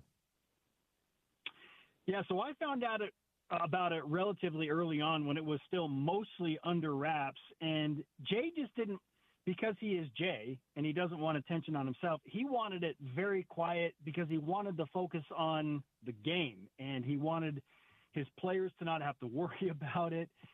So when I started to get wind of it, I thought, oh man, how long until it breaks? And then sure enough, 3 or 4 hours later, the rumors are percolating on social media. And I thought, dang, he's not going to get what he wants. But frankly, it was amazing to watch the outpouring of love for him, not as the football coach, but as the man that he is. And he's one of the greatest humans that I've had a chance to work with when you look at BYU coaching staffs. He is what you see is what you get. He's just such a good dude. And his daughter, Ashton, was one of my production assistants at BYU TV. And so I got to know him and his wife, Sarah, when he was still the head coach at Weber State. And he would come and visit Ashton in our building, and we developed a rapport.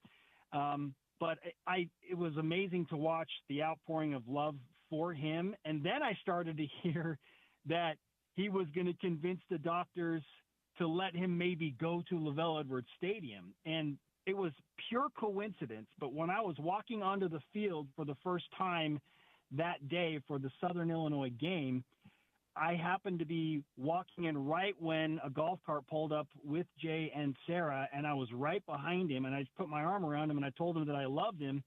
And I watched him handle just this wave of emotion. And he told me later, he's like, you caught me at a bad time, man, because I was feeling a lot of things, but he was walking down the portal onto the field, and his team started to run over to him. He couldn't even say a word to me. He was overcome with emotion, and he said, I'm telling you, in that moment, I wanted to be there so badly, but when I got there, I was like, I don't know if I can do this. Because I could hear the band playing, and I could hear, the voices over the loudspeaker, and see my guys warming up, and just the atmosphere of a college football game. And he's like, I just was overwhelmed.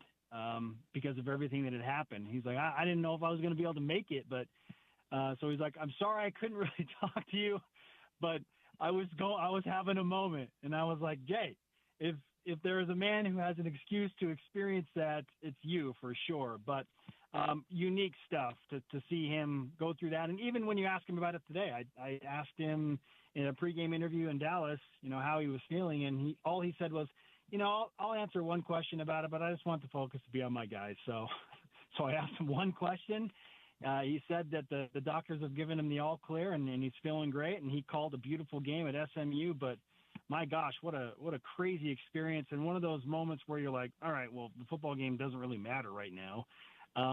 But in his mind, it did. And he didn't want any attention on himself. But I know you know him well, too, Spence. And I'd probably preaching to the choir here, but he's an elite human being. And BYU is super lucky to have him as their defensive coordinator. Yeah, for sure. And, I knew it was going to take a little time because that's how life works. But you can tell that he's doing the Jay Hill thing down there, and hopefully he continues. I want to move over to the offensive side of the football. And about, 3 or 4 weeks ago, I was doing a little digging, and I was told that it was going to be Jake. It was going to be Jake under center. You guys probably had that a long time ago as well, but didn't announce it really publicly until he ran out onto the field. And ultimately, and Kalani talked about this week, there's a lot to like about Jake, but what is it? I think it's 4 fumbles in 6 games. And last year, the issues were certainly mistake-prone playing under center. That's really what it is. The talent's there, but my man's got to take care of the football, whether it's putting it on the deck or throwing it to the team in the other uniform. So what do you make of the first couple of games and also dating back to last year? And what's your hope that once conference play starts, that the performance under center is a little bit more clean than it has been for Jake so far? Clean is the right word for sure. That more than anything, that is what I am hoping to see when BYU plays at Wyoming. Wyoming is -4 in the turnover margin this year. They're one of the worst football teams in America. They have not forced a turnover through 2 games. So this would be the time for Jake Retzloff to build some confidence when he has been frazzled against a team that really isn't doing much to take it away. So I want BYU to play clean football so that he can get back to a confident style and mindset that I know he has. It was so interesting to see how he felt after the Southern Illinois game. I know it was an FCS opponent, but still, it was his first win as a starter. And interviewing him after the SMU game, I could tell he was understandably frazzled. And by nature, he was kind of on his heels, ready to be super defensive when I'm asking him about turnovers and ball security and how do you shore up those issues. He knows he needs to be better. He's struggling a little bit with overthinking things. And I know the phrase has been put out there. I think it was Sam Darnold that was like, I'm seeing ghosts. Jake might be seeing some things out there. He just needs to slow down, and this Wyoming game is the prime opportunity for him to be able to rediscover some confidence and just go out there and play. He's pressing, clearly. He knows it. He admits it. He's told it to me. But when you are trying to do everything so perfectly and make a play on every snap, sometimes you just lose your mind out there, and that cannot happen. To your point that you just brought up, he has to take better care of the ball. This is the week to show that he can do that because Kansas State, top 15 team, is right around the corner in BYU's Big 12 opener. It's do or die.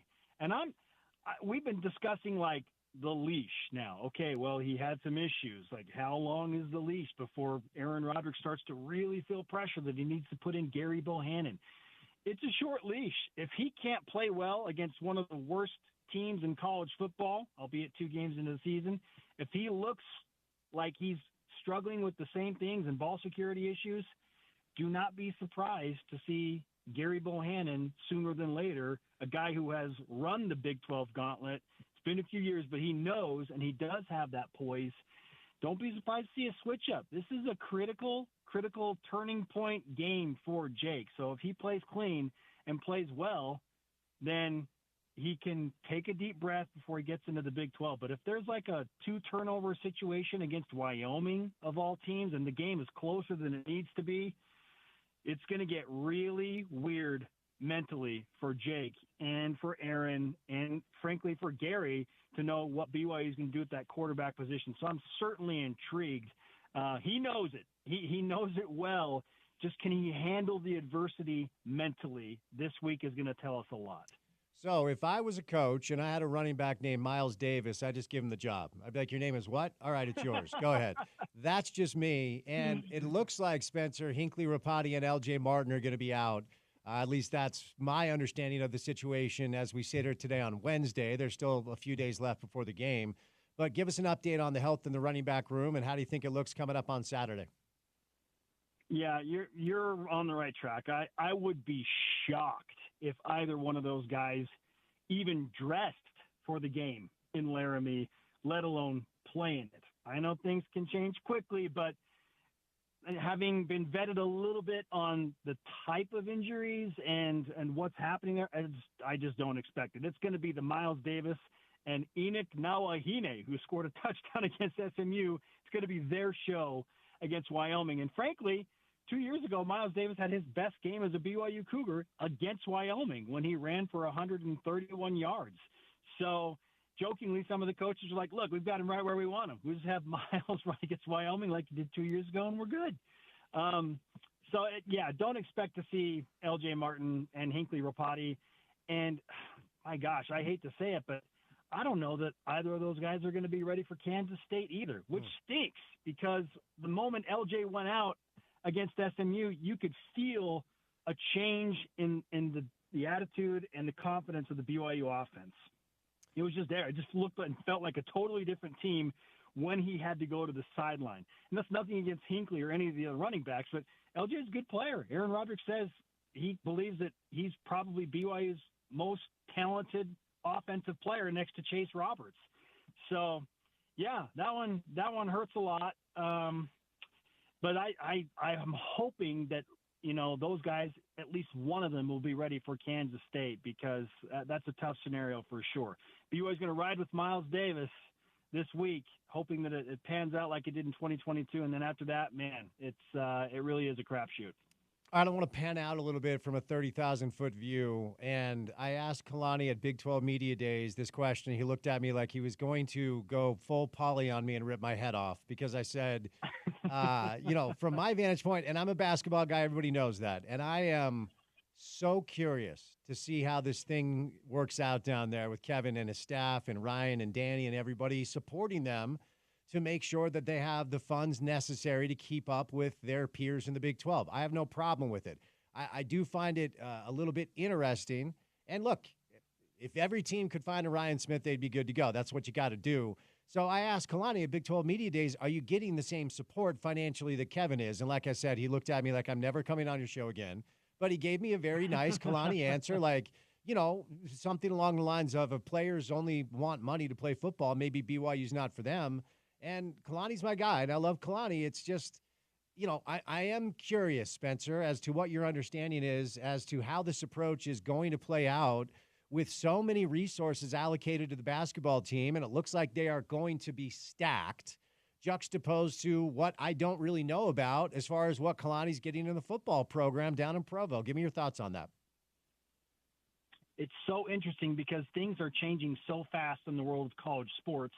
It was almost like Kevin Young took over the job at just the right time because everything opened up and now universities can just pay players and NIL is free reign. It's like the Wild West in so many ways.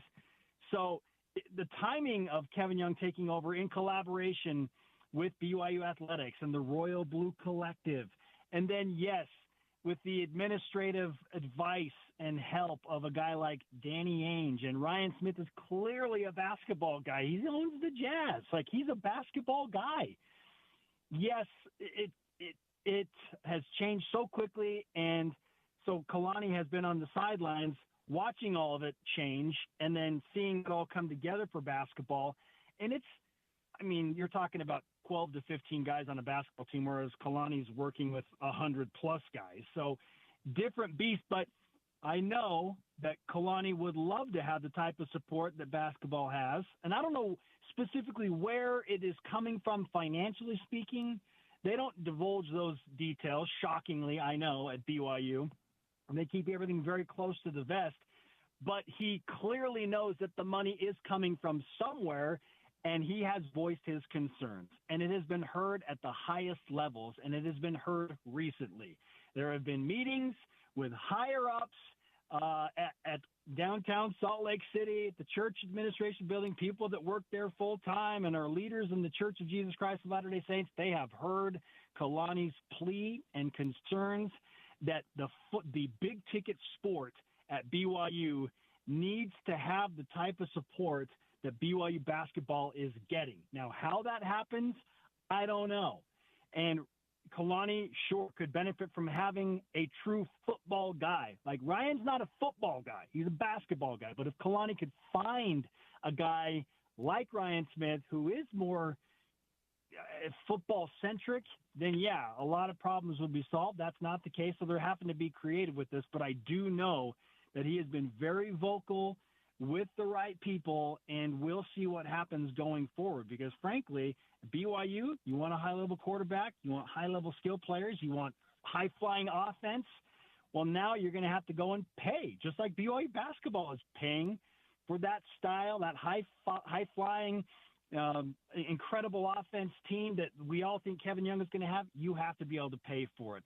So I hope that Kalani is actually granted that. He has been heard. We'll see what happens when it comes to the finances and him being able to go out and pay a big-time quarterback and some big-time skill players at running back and so on.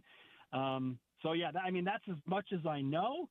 It is a fascinating ordeal, and I remind people often, like the basketball team right now, imagine you're walking down Fifth Avenue in New York with me, Spence, and it's Christmas time, and we see this beautiful display, this Christmas tree, and all these, this amazing, you're at Saks Fifth Avenue, you see this amazing front display. That is BYU basketball right now.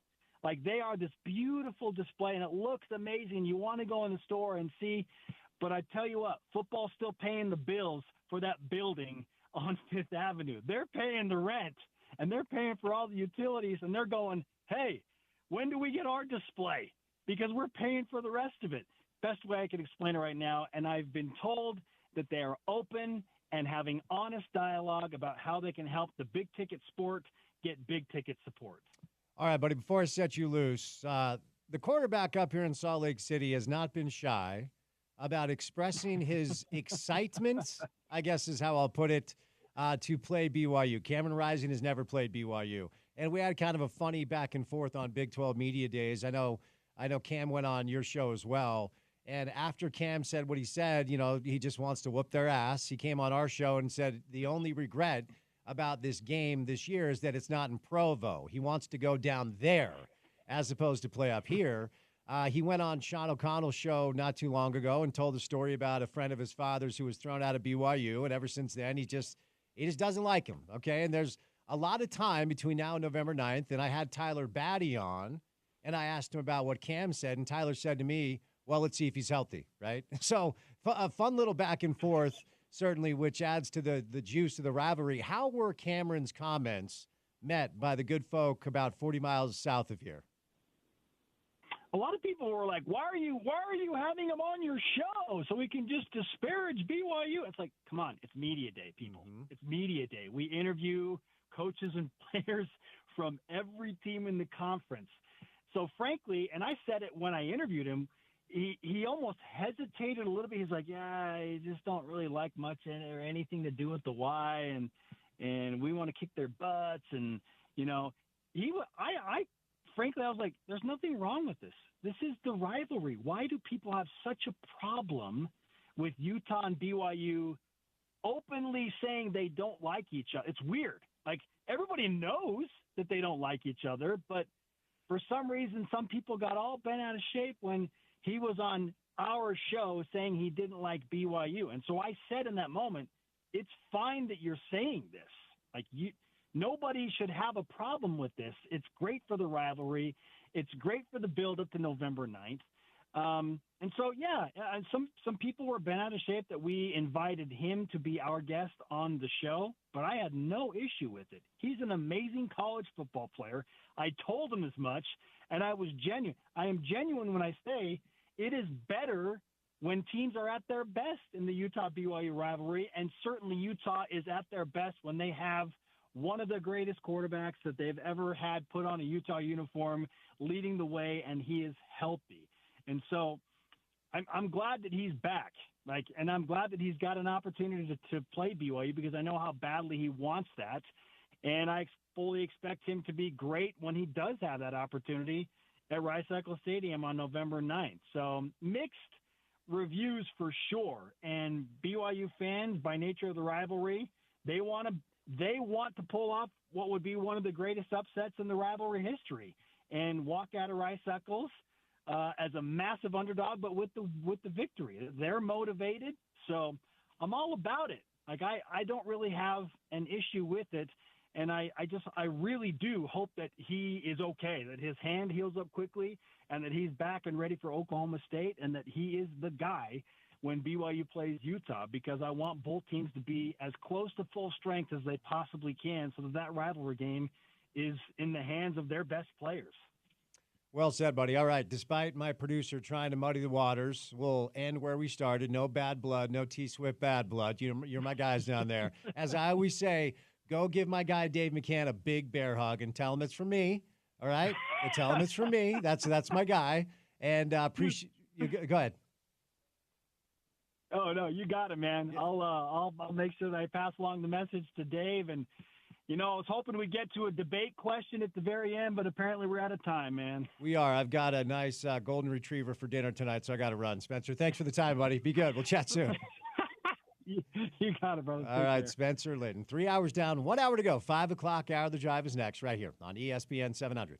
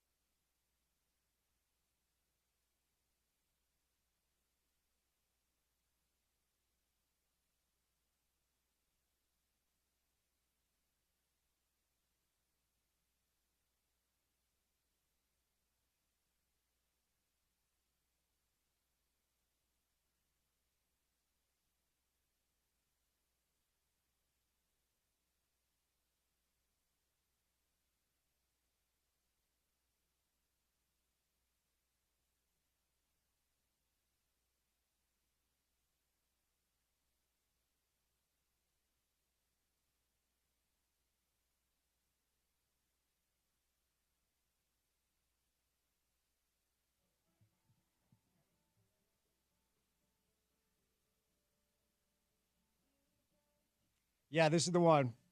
It's the only Taylor Swift song I know. I think it's old because, again, I became familiar with this track a number of years ago when I was dating a girl who decided this was going to be our song. And I was like, I don't know who it is, but sure, you can choose it. Didn't really push back. Is the name of the song Romeo and Juliet? Is that the name of the song? It's Love Story.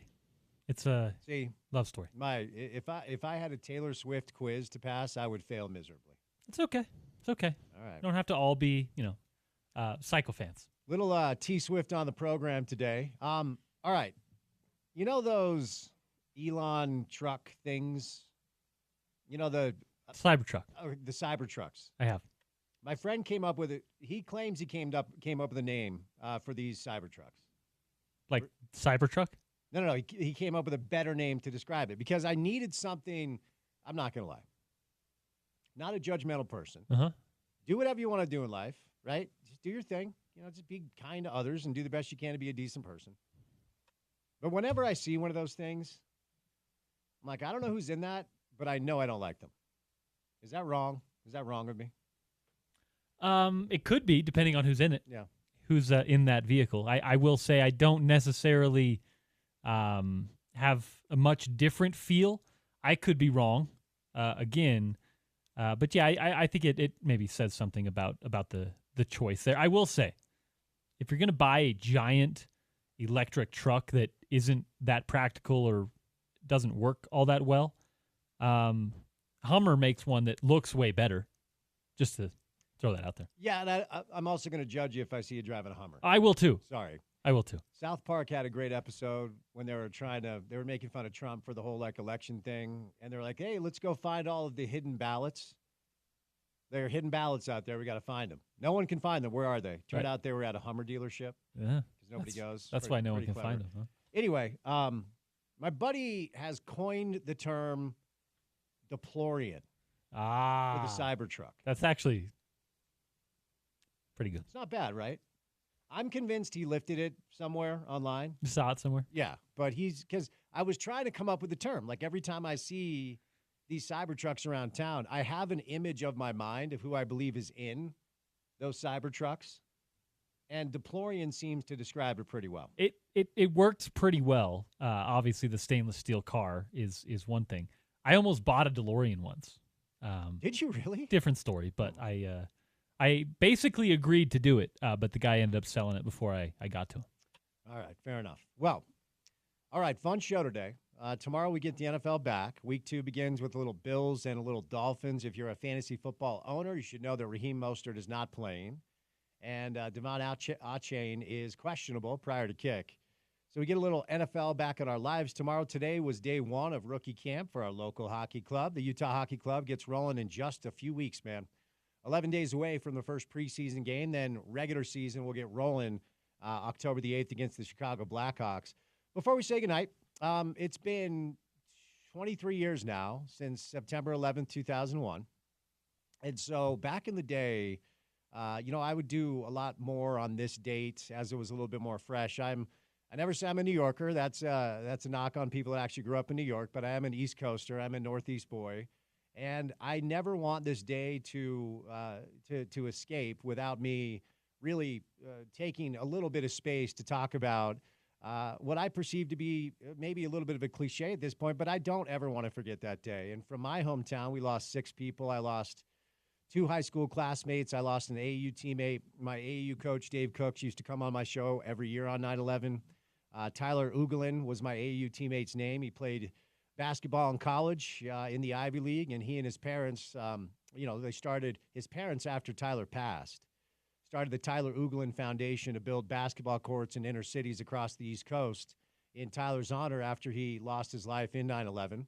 My best high school friend, it's a miraculous story. He never wants to talk about it, which I understand. He was on the 72nd floor of the South Tower and actually got out.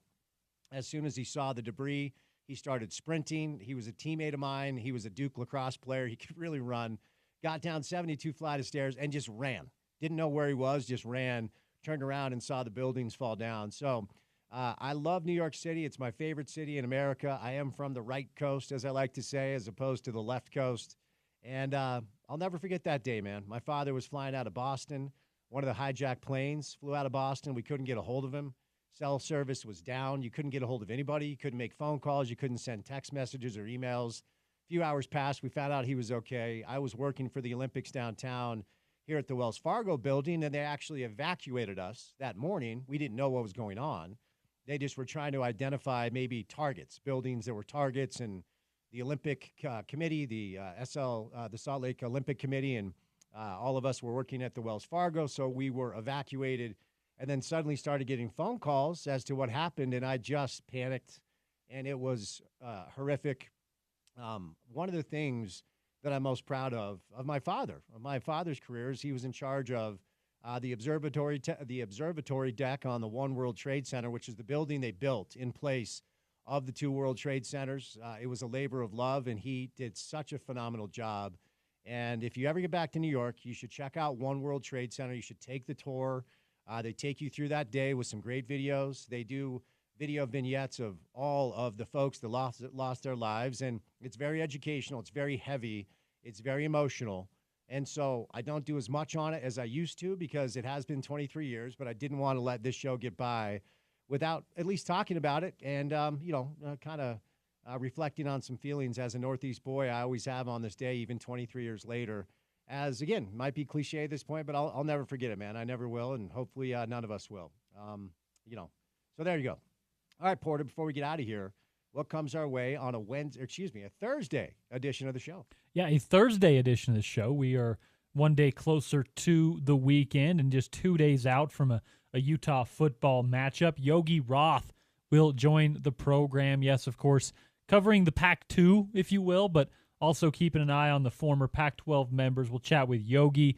We'll chat with Kyle Bonagura as well. We mentioned Kyle's going to join us weekly-ish to talk some MLS playoffs and to talk some college football. Our friends from Sports Court will stop by the program. Josh Pate will stop by the program. We may hear from Amy Donaldson as well, but a lot of college football, sprinkling in some other stuff as well on a Thursday. All right, there you go. So join us for that. I'll be out at the RV show at the Southtown Expo Center, Mountain America Expo Center out in Sandy by the RSL Stadium. Would love to meet you and say hello, so come on by and enjoy your Thursday afternoon. With that, we'll say goodnight. Special thank you today to Dalton Wasserman, Omar Ruiz, and Spencer Linton for any of the sound you may have missed from the show, including our Big 12 Power Rankings today. You can check out our website, which is ESPN700sports.com. Make sure to download our app and take us on the go. It's the ESPN 700 app, and that's available in the App Store or the Google Play Store. And finally, for what we do in our space every afternoon, for 4 hours, you can check out our podcast page, which is called The Drive with Spence Checketts, and that's available